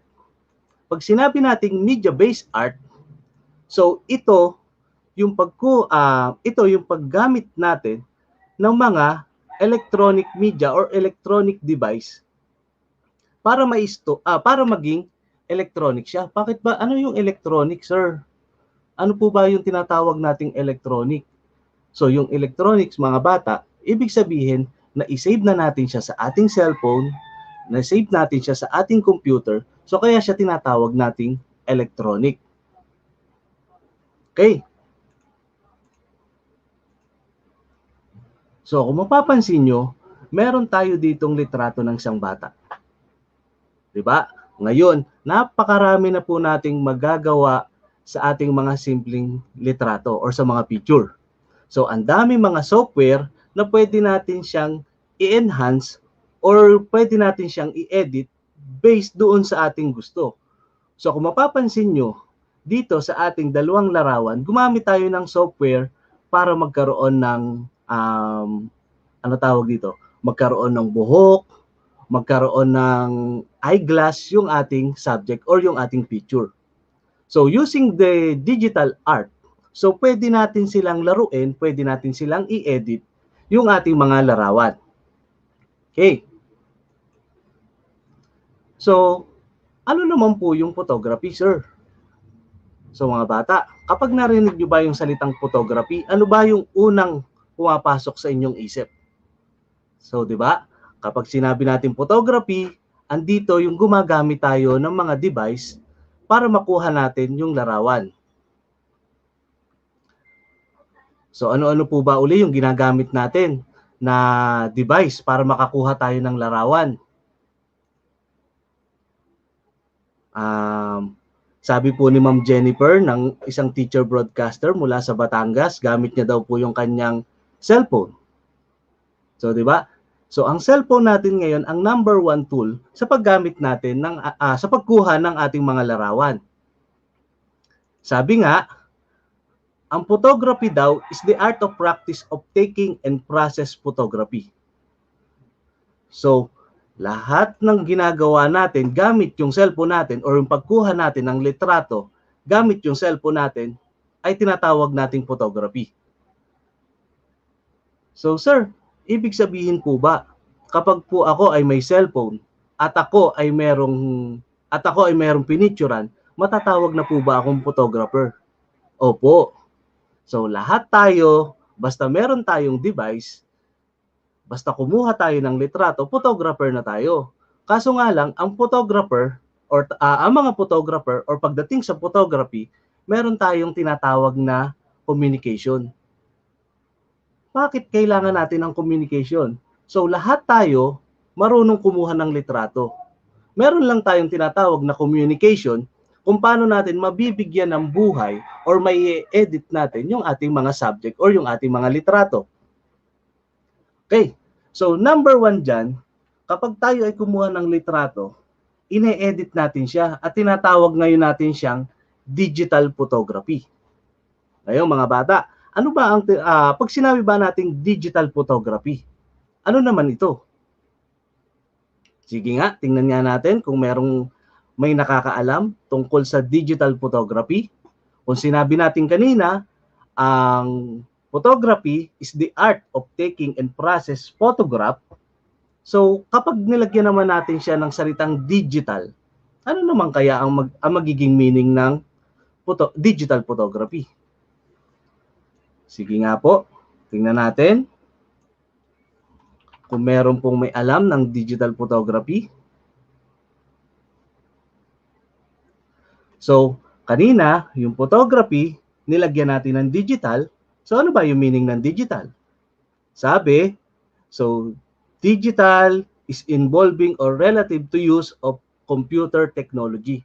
So, ibig sabihin, gamit yung cellphone natin kanina sa pagkuha ng litrato at gamit naman yung mga computer technology ngayon, makaka-create na tayo ng isang tinatawag nating digital photography. So, ibig sabihin kung ikaw ay merong isang cellphone at meron kang isang software, pwede na natin siyang matawag na digital photography. Hindi porke mga bata na kumuha tayo ng isang picture, pwede na yun. Sabihin natin, ginamit ko na itong digital photography. In the sense, pwede, pero kasi pag sinabi natin digital photography, meron tayong mga ginagamit na mga application. So tulad nitong sample na to sa Mape Art. So sa kanyang digital class, nakalagay dyan, app use, not just the normal editing in gallery. So ibig sabihin, gumamit na ng digital technology or digital editor yung nag-send ng ating image. Nakita nyo?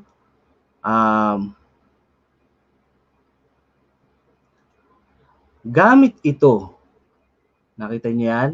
So, maganda na rin siya. So, nakakuha na siya ng isang litrato or nakakuha na ng photograph.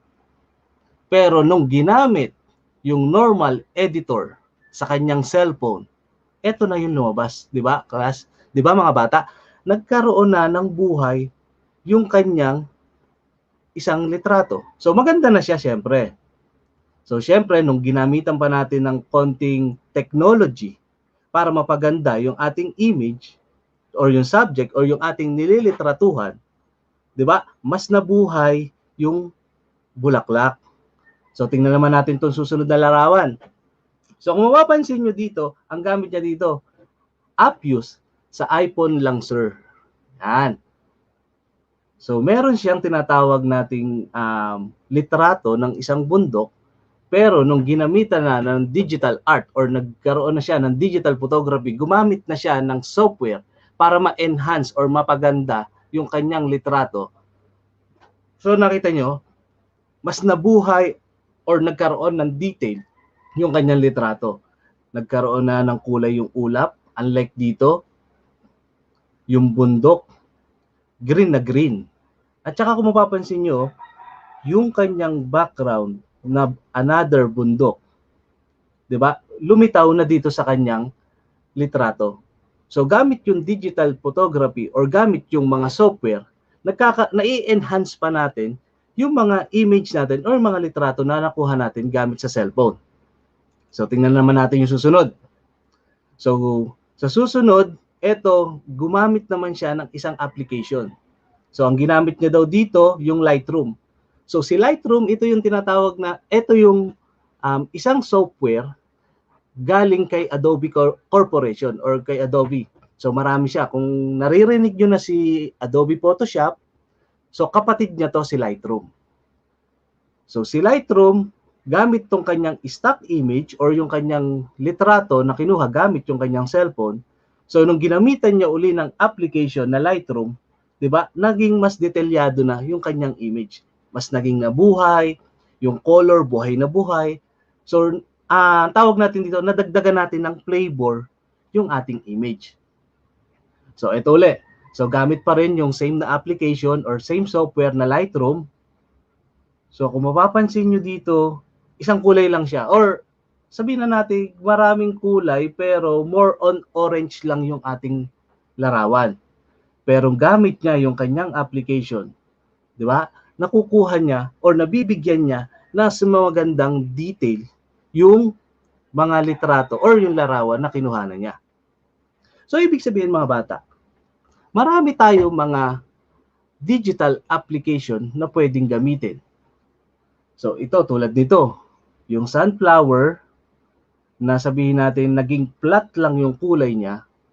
So, gamit yung Lightroom, mas marami or mas naging detalyado yung mga image. So sa art din natin mga bata, marami tayong mga application. So hindi lang yung application na sabihin natin na mga high-end application tulad ng Lightroom. So kahit sa inyong cellphone lang or sabi nga kanina nung una nag-send sa atin ng image gamit ang digital photography, yung sample niya ng digital photography, sa kanyang normal editor lang, nabibigyan natin ng buhay yung mga larawan natin. So, ibig sabihin, marami pa tayong kayang gawin sa ating digital photography class. So, ito ay sample pa lamang ng mga pwede nating makita pagdating sa Art 10. Pwede pa natin siyang lawakan at magkakaroon pa rin tayo dito ng mga hands-on application kung paano ba natin ginagamit itong mga electronics na to para ma-convert natin yung ating photography or yung ating mga litrato at maging digitally enhanced yung ating mga litrato. So, ibig sabihin po, gamit yung mga cellphone natin, gusto pa natin lagyan ng tinatawag nating filter para mas mabuhay yung ating image, so pwede po natin siyang magawa. Okay, so kaya mga bata, so yan ay sample pa lamang po sa ating introduction ng ating digital art 10. Sa mga susunod na araw, mas lalaliman pa natin or mas maggagawa pa tayo ng iba't ibang application tungkol dito. So sa ngayon, yan po muna ang ating maidi-discuss pagdating sa art 10. So sana sa pagkuha nyo ng iba't ibang klaseng larawan, magamit nyo yung mga normal editor or meron kayong mga iba pang editor dyan kahit cellphone lang yung gamit natin. So para makita natin yung pagkakaiba kapag ginamitan na natin siya ng technology, kapag nag-edit na natin yung image, ano ba talaga ang nangyayari? Mas gusto ba natin yung na-edit po ba natin siya? Or mas gusto natin yung stock image lang na nakukuha natin sa ating mga litrato? So I hope grade 10, medyo meron kayong nakuhang aral gamit yung mga digital photography natin. Sa susunod na mga araw, dadagdagan pa po natin yan. So hanggang sa muli, paalam. Ako ang inyong tutor Raymond ng Educational Technology Unit. Maraming salamat po. Paalam.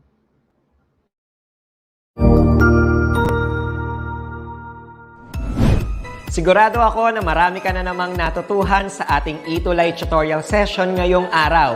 Tandaan, ito ay hindi lamang para sa ating mga mag-aaral, kundi pati rin sa ating mga minamahal na guro at mga magulang na kaagapay natin para maituloy ang pagkatuto sa kabila ng nararanasang pandemya. Patuloy ding sumubaybay sa DepEd TV para sa mga araling ginawang video episodes. Mapapanood ito mula Lunes hanggang Sabado, alas 7 ng umaga hanggang alas 7 ng gabi sa inyong mga telebisyon. Abangan bukas mula 1:00 ng tanghali ang iba pang aralin sa ating ETULay free online tutorial session sa mathematics. I-like and subscribe at manatiling nakasubaybay sa ating ETULay tutorial session sa DepEd Edtech Unit FB page at Educational Technology Unit channel sa YouTube at sa DepEd Tayo at DepEd Philippine social media accounts. Paalam!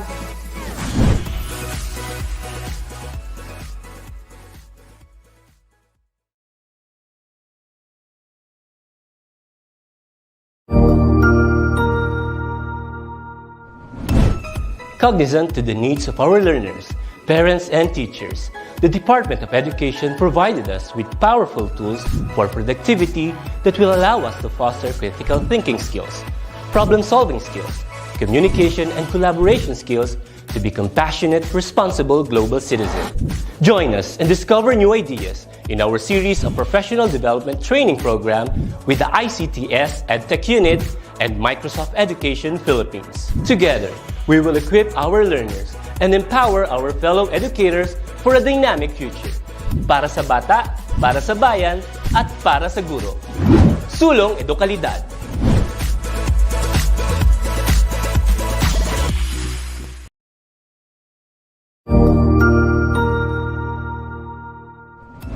Magandang araw, Sir Wilbur po, at your service. Narito ang ETULay upang gabayan ka sa inyong pag-aaral upang lubos na maunawaan ang iba't ibang paksa o subject.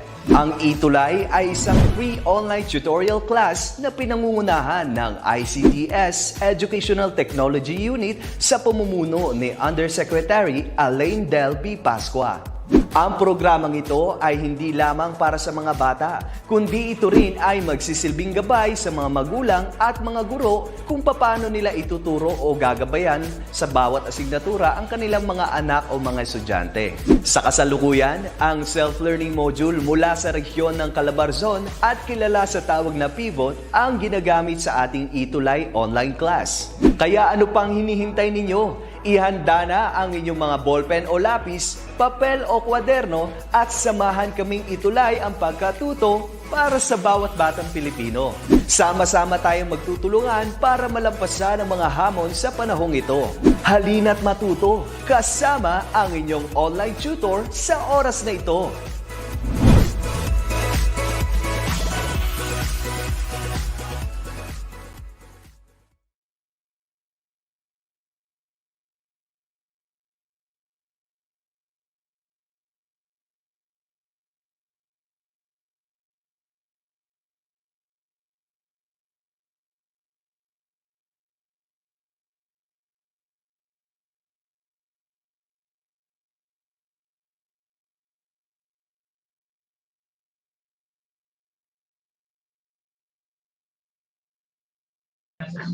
Hi Ma'am Badet, good morning. Ma'am, naka-mute po tayo.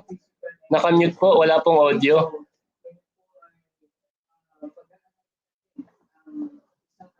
Opo, wala pong audio ma'am.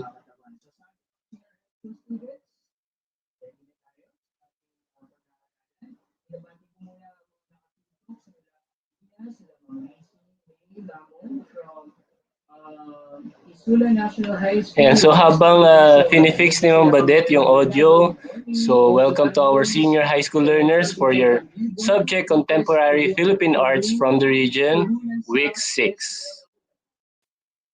Hi ma'am!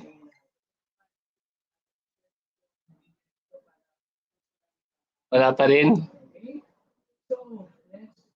So nangyayari po talaga yan, lalo na't live po tayo ngayon. So we are excited kasi first time natin mag-meet si Tutor Badet para sa ating contemporary arts.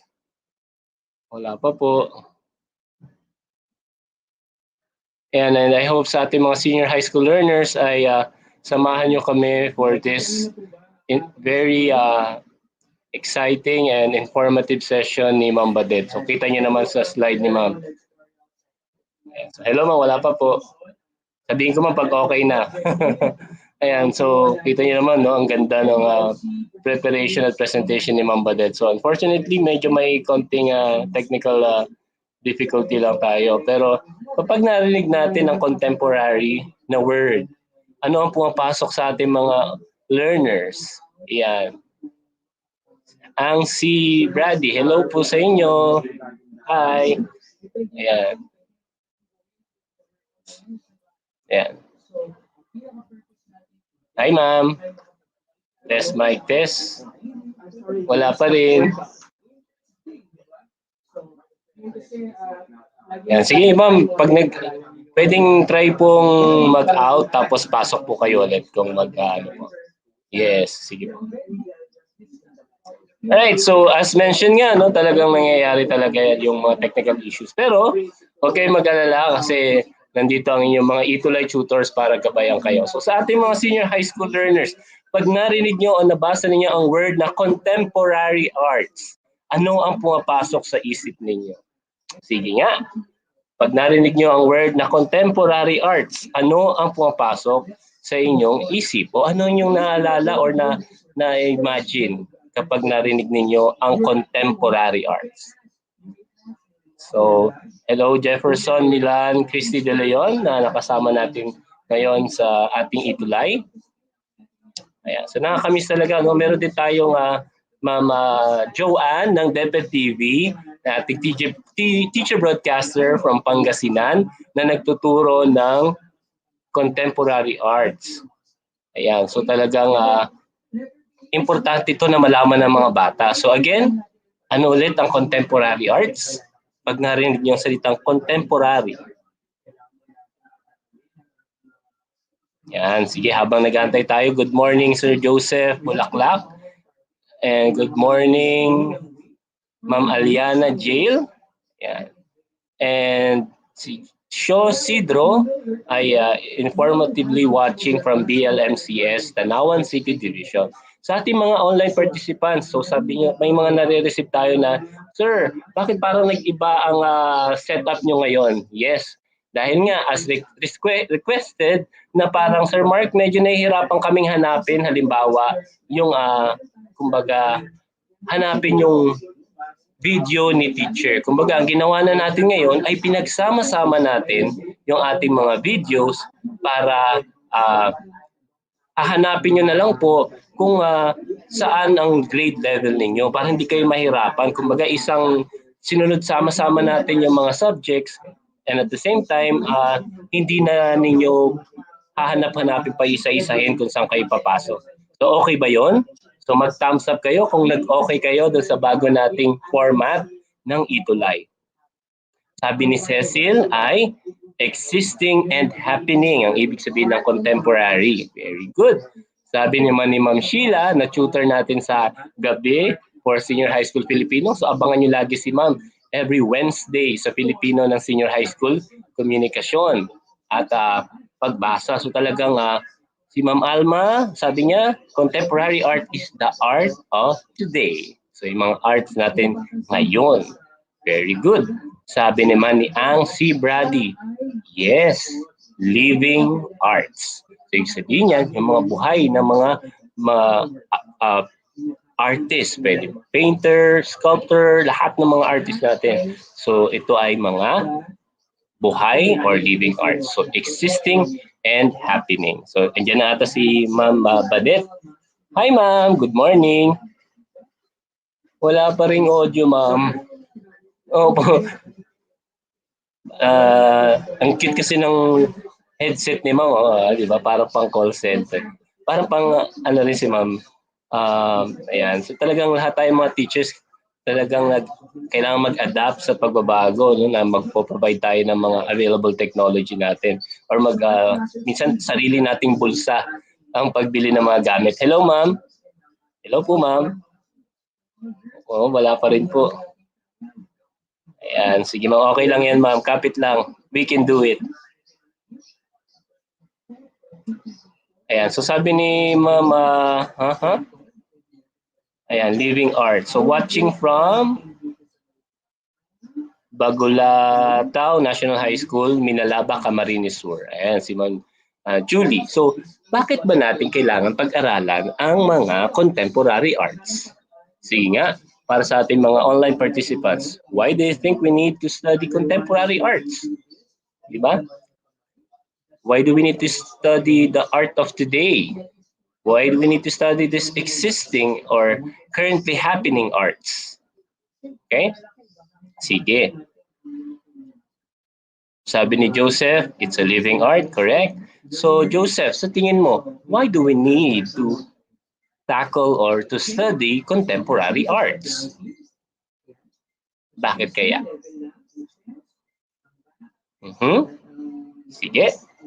Habang naantay ko kayo, watching from, shoutout ako sa aking mga co-teachers at aking mga kasamahan sa SDO Antipolo, and sana ay kayo ay nasa mabuting kalagayan, and I hope healthy kayo palagi. And of course sa ating mga learners din, hindi lang sa Antipolo but sa buong Pilipinas at saan man kayo sa buong mundo. So talagang importante na kayo ay healthy at kayo ay maingat or wala mahalayo sa kapahamakan.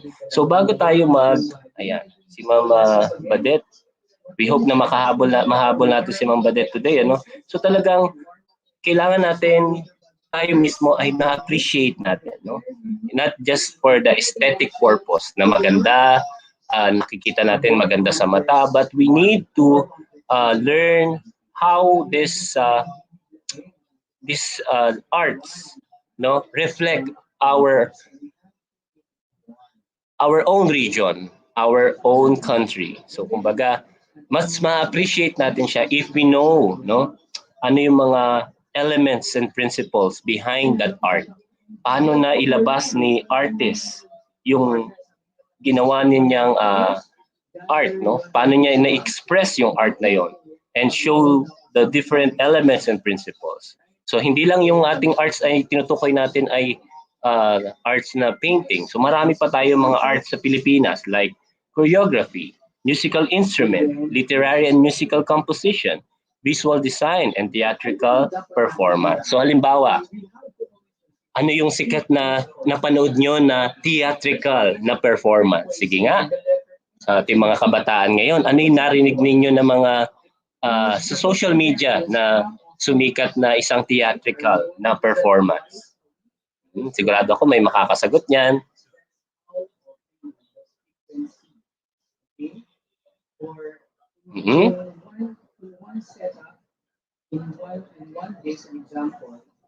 Alright, so sabi ni Joseph Conrad, for the art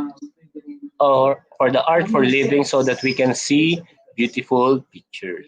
Alright, so yan, kung mahilig kayo sa mga paintings, mahilig kayo sa mga pag-visit ng mga museum, so marami rin tayong mga contemporary arts na makikita sa mga museum. May mga fini-feature din sila na arts. And of course, meron kaming sa amin sa Antipolo, meron kaming Pinto Arts or Pinto Art Museum. So, pwede kayong bumisita at makakakita kayo doon ng mga contemporary arts. Alright, so halimbawa yung Rock of Ages, tapos yung kanta ng parokya ni Edgar, kung hindi ako nagkakamali. So ginawa rin siya na isang teatro na performance. Yan, sabi ni Ma'am Sheila Pagsales, yeah. Contemporary art is important because it has aesthetic values and allows artists to express themselves in cultural commentary. Yes, so talagang nakikita natin na talagang importante na ma-appreciate natin at ma-recognize natin ang ating mga talented na artists. So again, hindi lang ito yung mga paintings or mga arts, no? Yan, sabi ni Ma'am Alma, tinulungan ako ni Ma'am Alma, Binondo at ang huling El Bimbo. So, yung mga, alam niyo, yung mga musical at mga theatrical na performance na talagang mapapawaw ka kung paano nila yan. kung sa ibang bansa, meron tayong mga Miss Saigon, ayan, so talagang na may mga Filipinos na may pagmamalaki natin like si Miss Lea Salonga at yung recently na parang Lea Salonga na rin dahil sa kagalingan niya sa pagkanta. So baka kilala niyo yung mga ating mga sikat din ng mga Filipino sa Miss Saigon. I-type yan sa ating comment box para mapasa ko. Pero ang topic nga natin ngayon ay contemporary arts in the Philippines. Hi ma'am! Kamusta? Hi! Narinig niyo po ako? Yay! Yan! Savior tong laptop ko, hindi gumana sa desktop. Anyways, kahit na-stress tayo ng bonggang-bongga ngayong morning, I'm still excited to give you our discussion this morning regarding the contemporary art, contemporary Philippine arts from the regions week 6. Though I cannot really control what you hear right now because my laptop is in open microphone. So I'm really excited to hear everyone. And with that, I would like to recognize first our viewers. Pa-shout out po muna para sa mga viewers natin ngayon. Joseph Conrad Bulaklak, Living Art. Ito yung mga answers nila sa question ni Sir Mark kanina. Thank you very much, Sir Mark, for helping me out with this one. Okay, so I am your well-loved teacher, actually your tutor, your well-loved tutor for this morning. I am Teacher Badet. You may call me Tutor Badet. Thank you, Ma'am Alma Sheila Oxales, for helping us out. Binondo, huling LB mo. Oo nga, nabanggit ni Sir Mark kanina. Okay, to give you more about what is really happening with contemporary arts in the Philippines. Okay, let's start with our objectives. For us to be guided, ano ba yung target natin this week? You have to work on this. I hope you have your pen, your notebook with you, your module with you, because I know that this is very exciting. So our guide for this week's session is to have a research on techniques and performance practices applied to contemporary art. Identify the different techniques used in contemporary art. Now, this is one good thing that we have to put in mind whenever we have classes, that you should be guided on what is expected of us towards the end of our session. So you might write this on your notebook and try to answer this in your artist journal later, because at the end you should have your reflection. And this is one good way on how to start the day. Have this on mind and be guided with our discussion. So our essential question for this session is, how might we justify the use of materials and application of techniques applied to contemporary art? Let us have our first activity. This is very easy because I know that you're familiar with this already. And this is somehow to guide us on how we look at traditional art and how things or artworks became contemporary. So we will have these directions. Please bear with me as I read this. Study and analyze the two pictures by answering the guide questions. The questions are very simple. One is asking for material. The second one is asking for the process on how it is made. So let's see. Are you ready? Because if you're ready, I'll be showing you the first picture. What material is used in this artwork? The answer is wood. Congratulations to those who got correct answers. May I see those who got correct answers? Naku, wala pa atang nagko-comment. Nasashock pa rin ba kayo? Okay. So, the next question that I'll be posting you is only given 5 seconds, and I want you to write your answer on our comment section. Okay. So, let us have the next one. The second guide question. How is this artwork made? If it is made out of wood, what do you think is the process on how this is done? The correct answer is wood carving. So let's see who got correct answers. Okay, wow, ang galing naman ni Joseph. Mukhang top 1 natin to sa klase today. So, hi, Liz Rabbit from Vicente Madrigal Integrated School, Binangonan, DepEd Rizal. Okay, congratulations to those who got the correct answer. So, picture number 1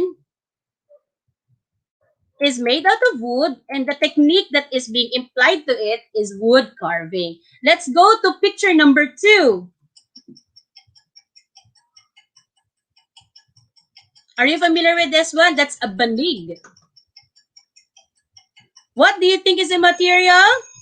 Let me see your answers first before I reveal the correct answer. Hi, Ma'am Jayan from Antipolo National High School. Okay, the correct answer is coconut leaves. Okay, congratulations to those who got correct answer. The second question is, how is this artwork made?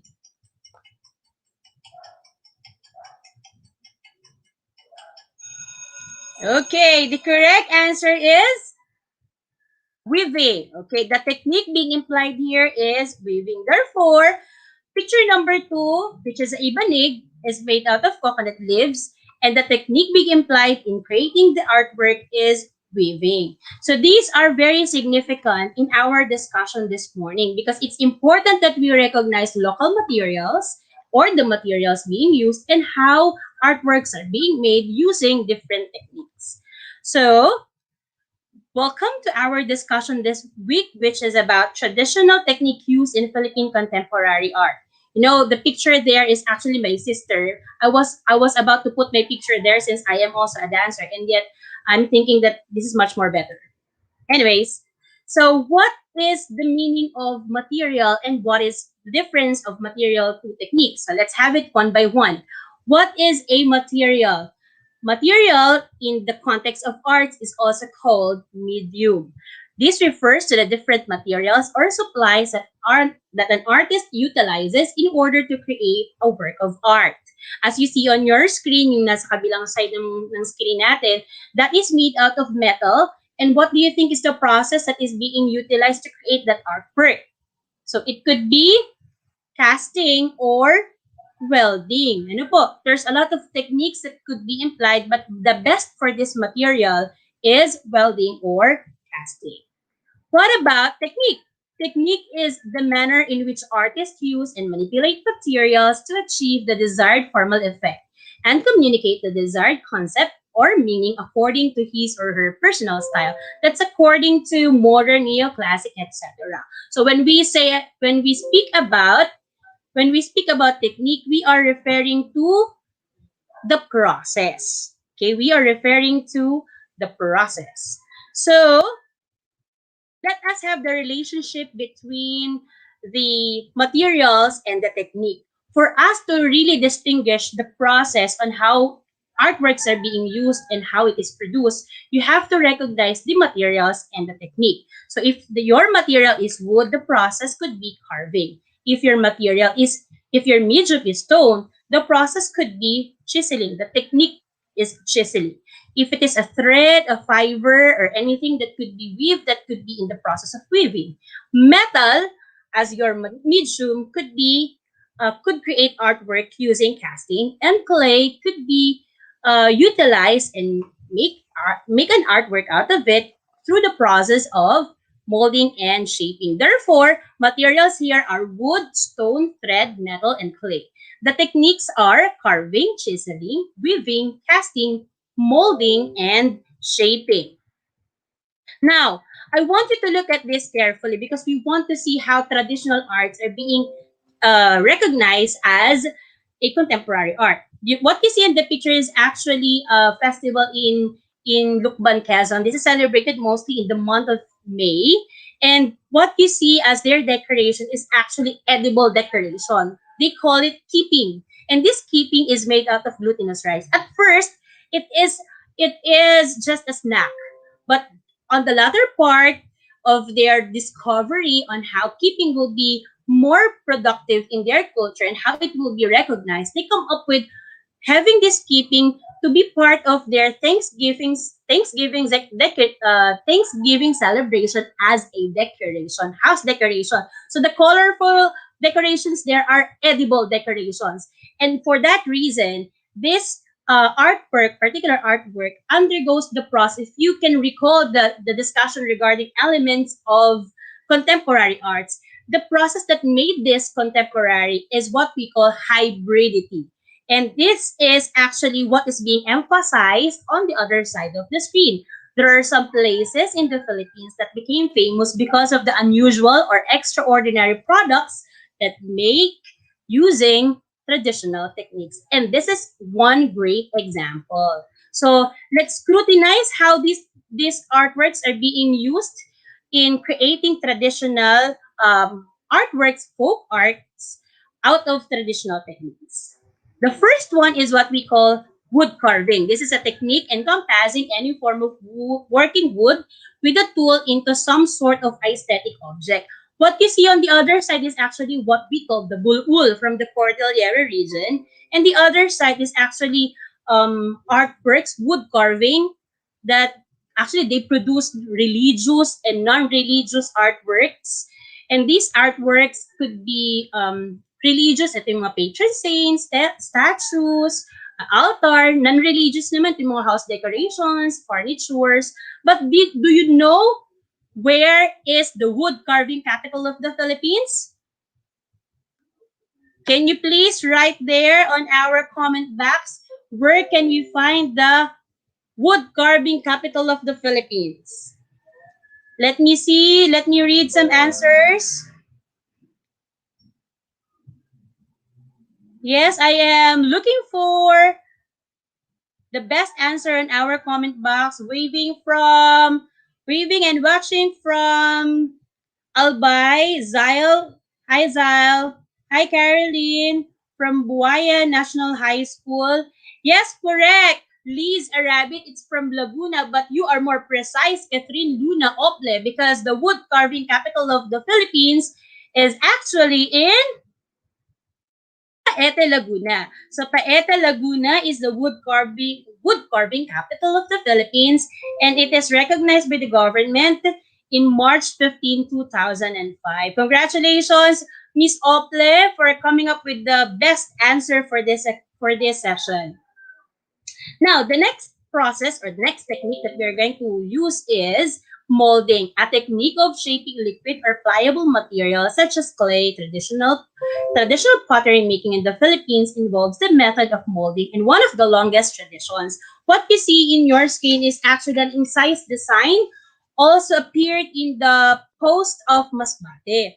Among the finest of early Philippine pottery designs are footed dishes that were decorated with geometric cutouts, molding, cording, or finger impressions. Most of these were made in Batangas. Pottery traditions continued to develop in certain locales such as Burnay, which is an unglazed pottery in vegan. Actually, mas nakilala siya ngayon sa panahon ng plantito at plantita kasi maliban sa ginagawa natin siyang decorations, ginagawa na rin natin siyang pots for our plants. Okay. So another process that we will be recognizing as traditional technique is fabric weaving. This is a method of textile production in which two distinct sets of yarns or threads are interlaced at right angles to form a fabric or cloth. So I'll give you two examples for the artworks, folk arts that could be seen in different regions. So one is Abel or Inabel fabric of Ilocos. There's a lot of ways on what you can create out of this fabric, but this is actually hand woven as you see on your screen. And before it come up with the cloth itself, it undergoes a lot of painstaking process because the cotton that is being used to make this thread is being undergoes a lot of process first, and then the dye, the color of the fabric is actually natural color also. So another example of a folk art in fabric weaving is what we call the tinalak. This is actually a sacred cloth woven by Tiboli people in communities around Lake Cebu in Mindanao Island.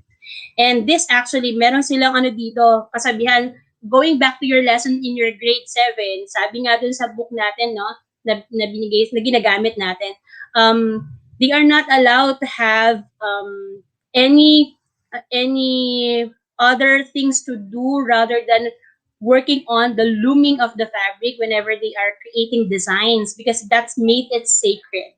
Okay, and then This tinala cloth is being celebrated nowadays because this became also their festival, their tinalak festival. The costumes being worn there is made out of tinala cloth.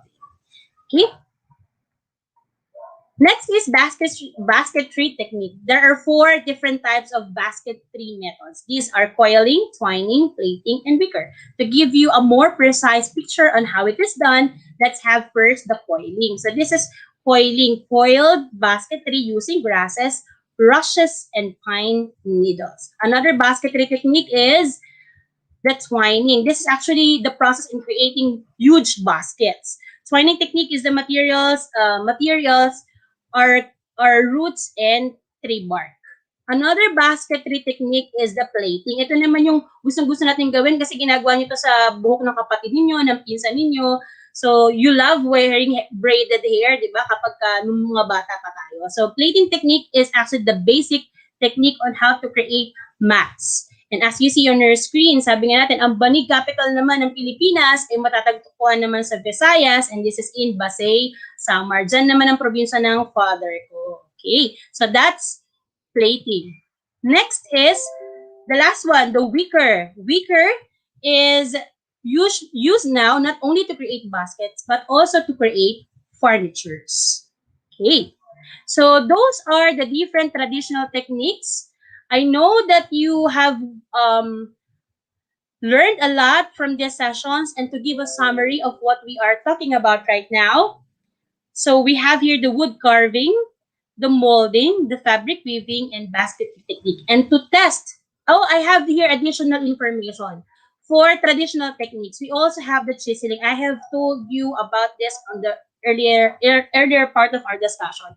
And chiseling is actually one hard technique that anyone could try on, but it's really fulfilling once you already have your artwork. So, ang mga artworks naman na magagawa natin dyan, yan, kita nyo ngayon, mga jars, display jars, burial jars, mortar and pestle, house decorations, and so on. May table pa, no? Kaya ang bigat talaga niyan because it's made out of marble.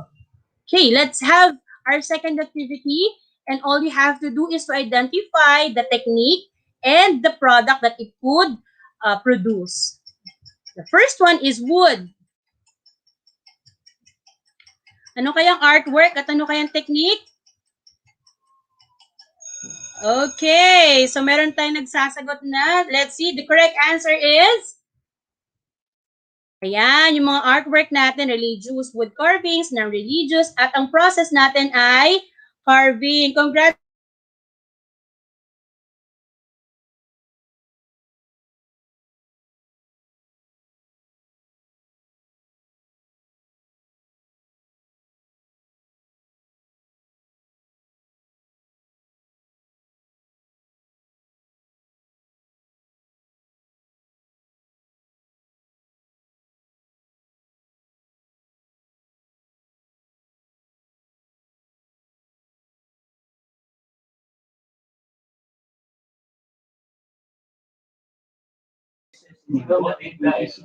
Alright, so I think may technical ulit yung ating si Ma'am Badet. So natutuhan natin na may mga iba-ibang mga medium or materials sa pagka-create or pagka-craft ng isang art.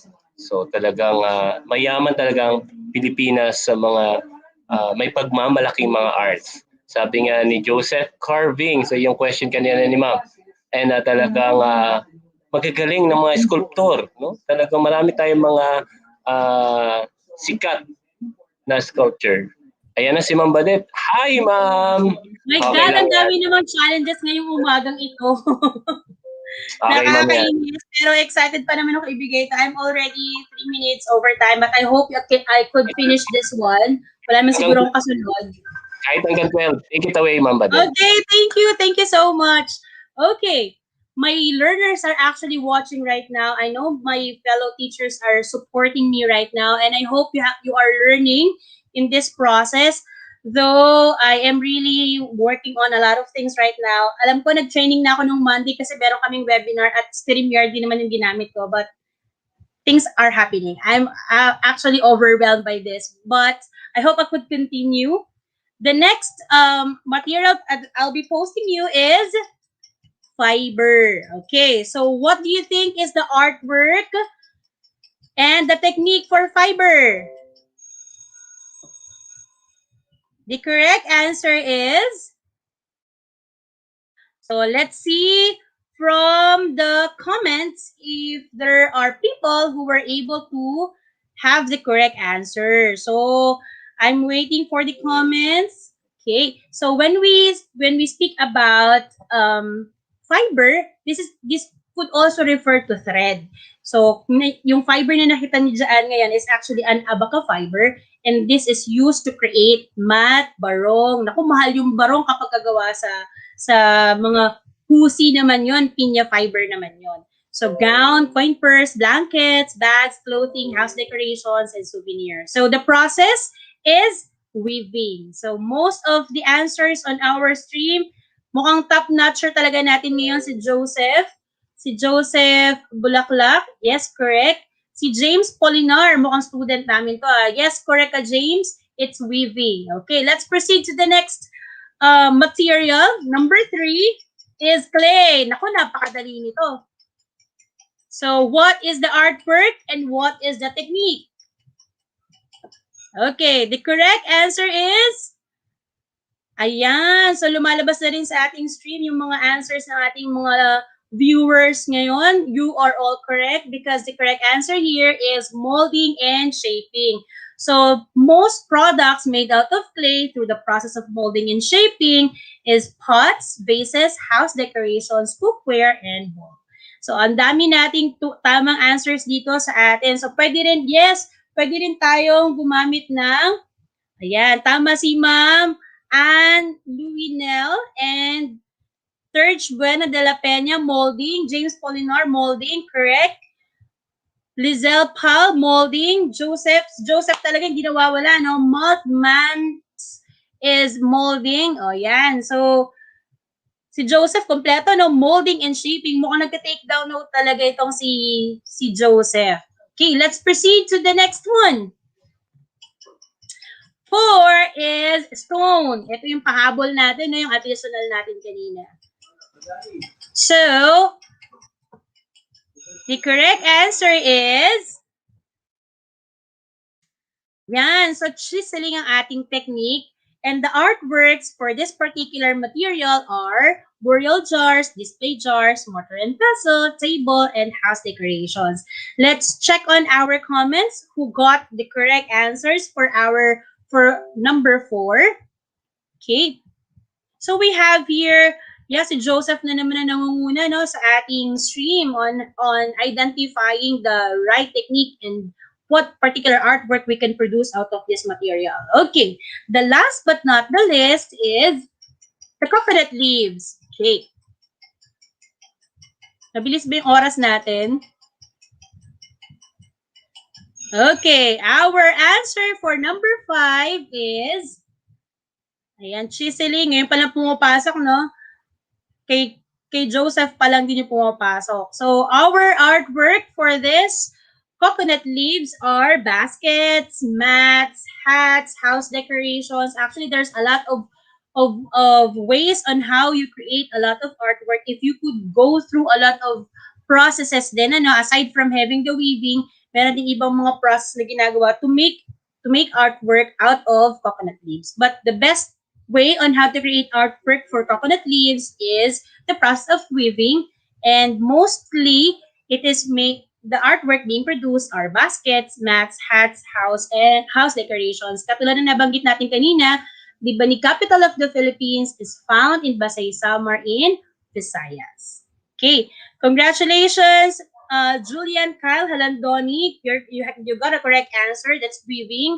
Banig, yes. James, tama. Pwede natin ilagay yan sa artwork or product. Mattress, wow, social. Mattress and banig weaving for Jessa Bakiran Supersticioso. So, we have an active viewers today. Thank you very much for helping me out in answering this activity. Now, let's move to the last part of our session, which is the quiz time. To let us know how well we understood our lesson, it's important to test the body of knowledge that we have gained today. So, I'll be posting here 10 questions. Every other, after giving you the question, we will be giving you the answer right away. So, I will be reading the question twice, and you have to write your answer on the comment box below. And let's see, let's check it together if you got the correct answer. Let's have number 1. You are going to choose the letter of the best answer that corresponds to this item or test stem. Number 1, it is the manner in which artists use and manipulate materials. Again, it is the manner in which artists use and manipulate materials. A, subject. B, style. C, technique. Or D, theme. Again, A, subject. B, style. C, technique. Or D, theme. Let me see your answers on our comments, please. Okay. Still thinking on what's the correct answer? Let's reveal. The correct answer is letter C. It's technique. Okay. So, correct si Mark Santos de la Cruz. Pero top notcher natin ngayon si Liz Arabic. You also got a correct answer, James Polinar. Together with Mark Santos de la Cruz. Mukhang ang dami nating Mark ngayon. Alexandra Guadalupe got the correct answer also. May number 1 pa talaga, no?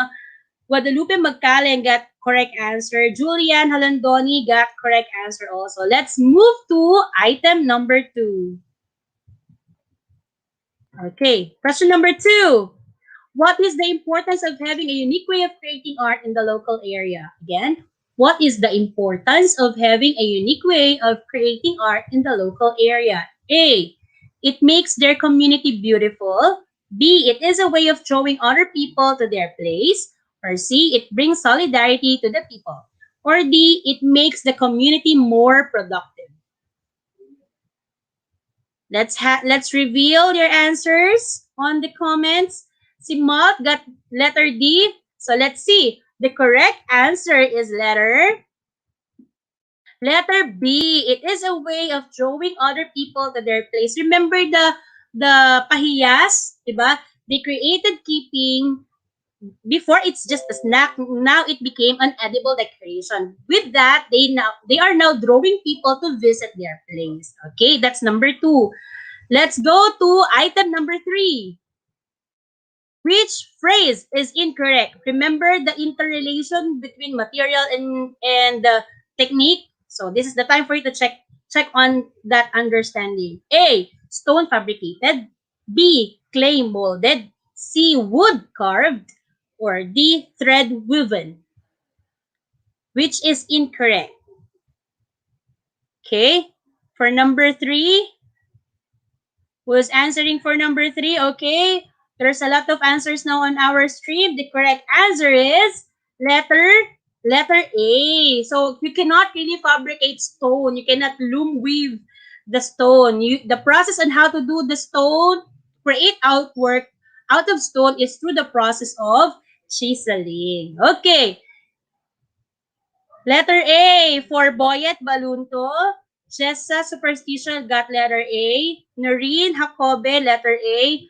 Daniela Ortega got letter A. So most of you got letter A as your answer. Okay.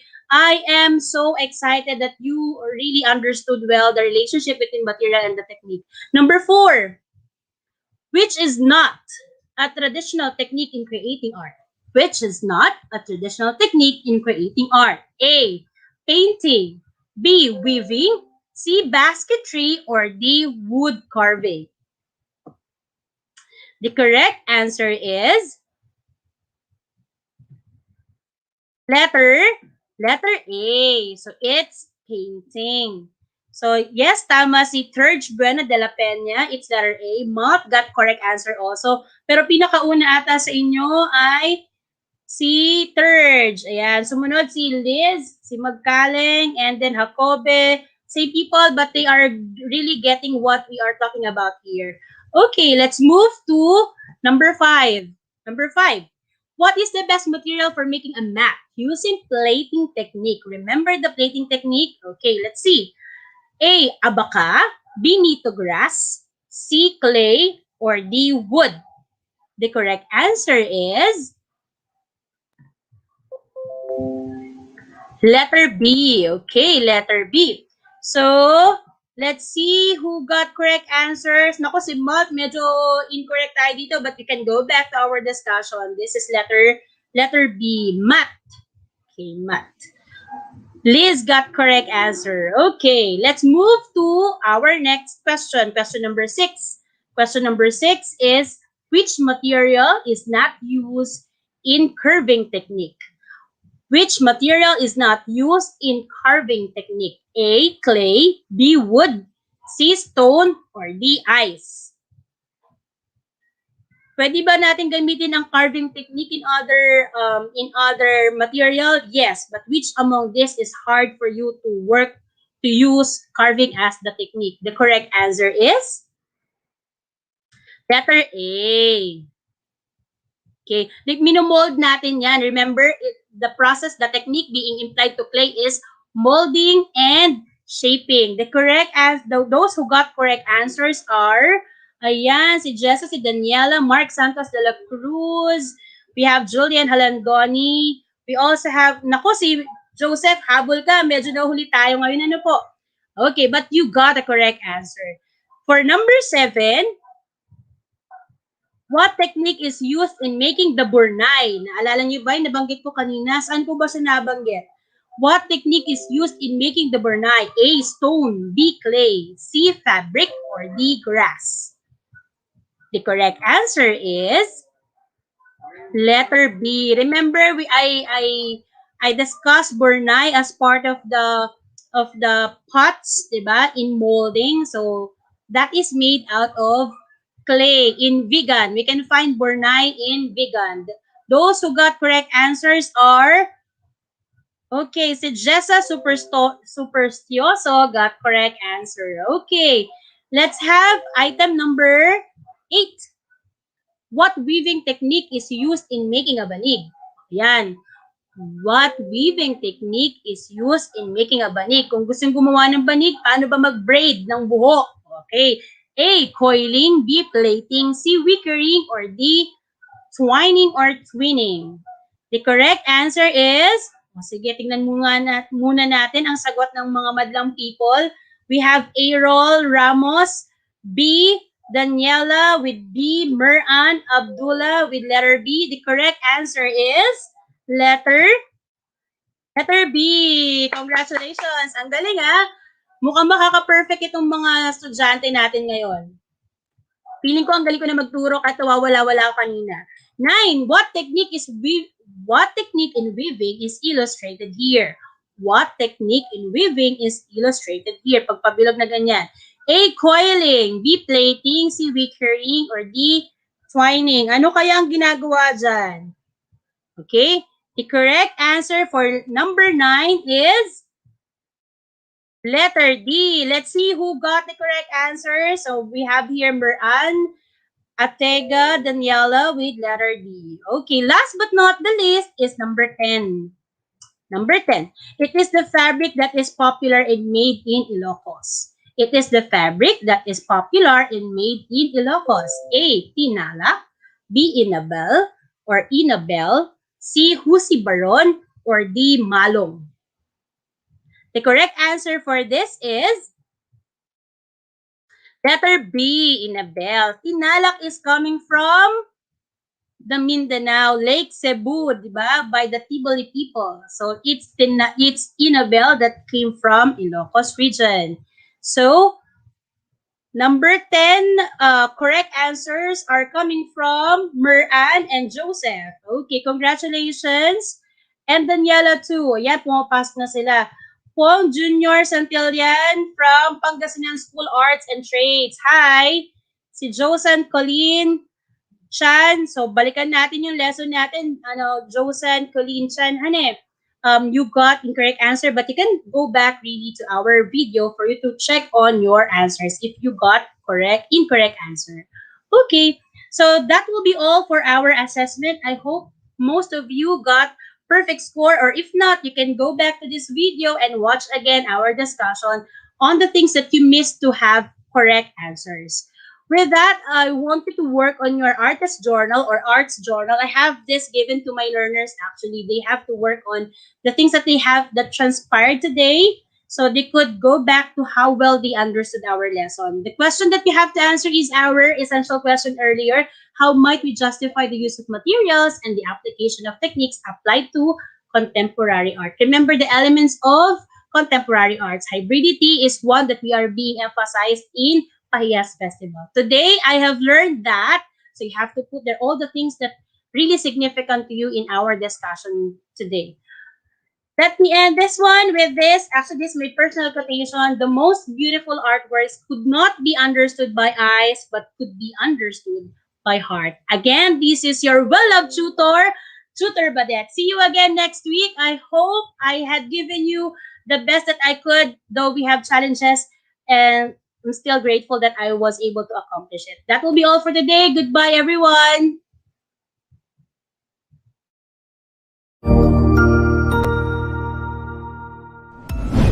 Sigurado ako na marami ka na namang natutuhan sa ating ETULay tutorial session ngayong araw.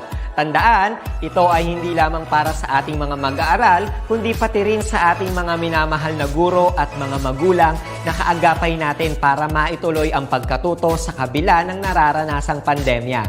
Patuloy ding sumubaybay sa DepEd TV para sa mga araling ginawang video episodes. Mapapanood ito mula Lunes hanggang Sabado, alas 7 ng umaga hanggang alas 7 ng gabi sa inyong mga telebisyon.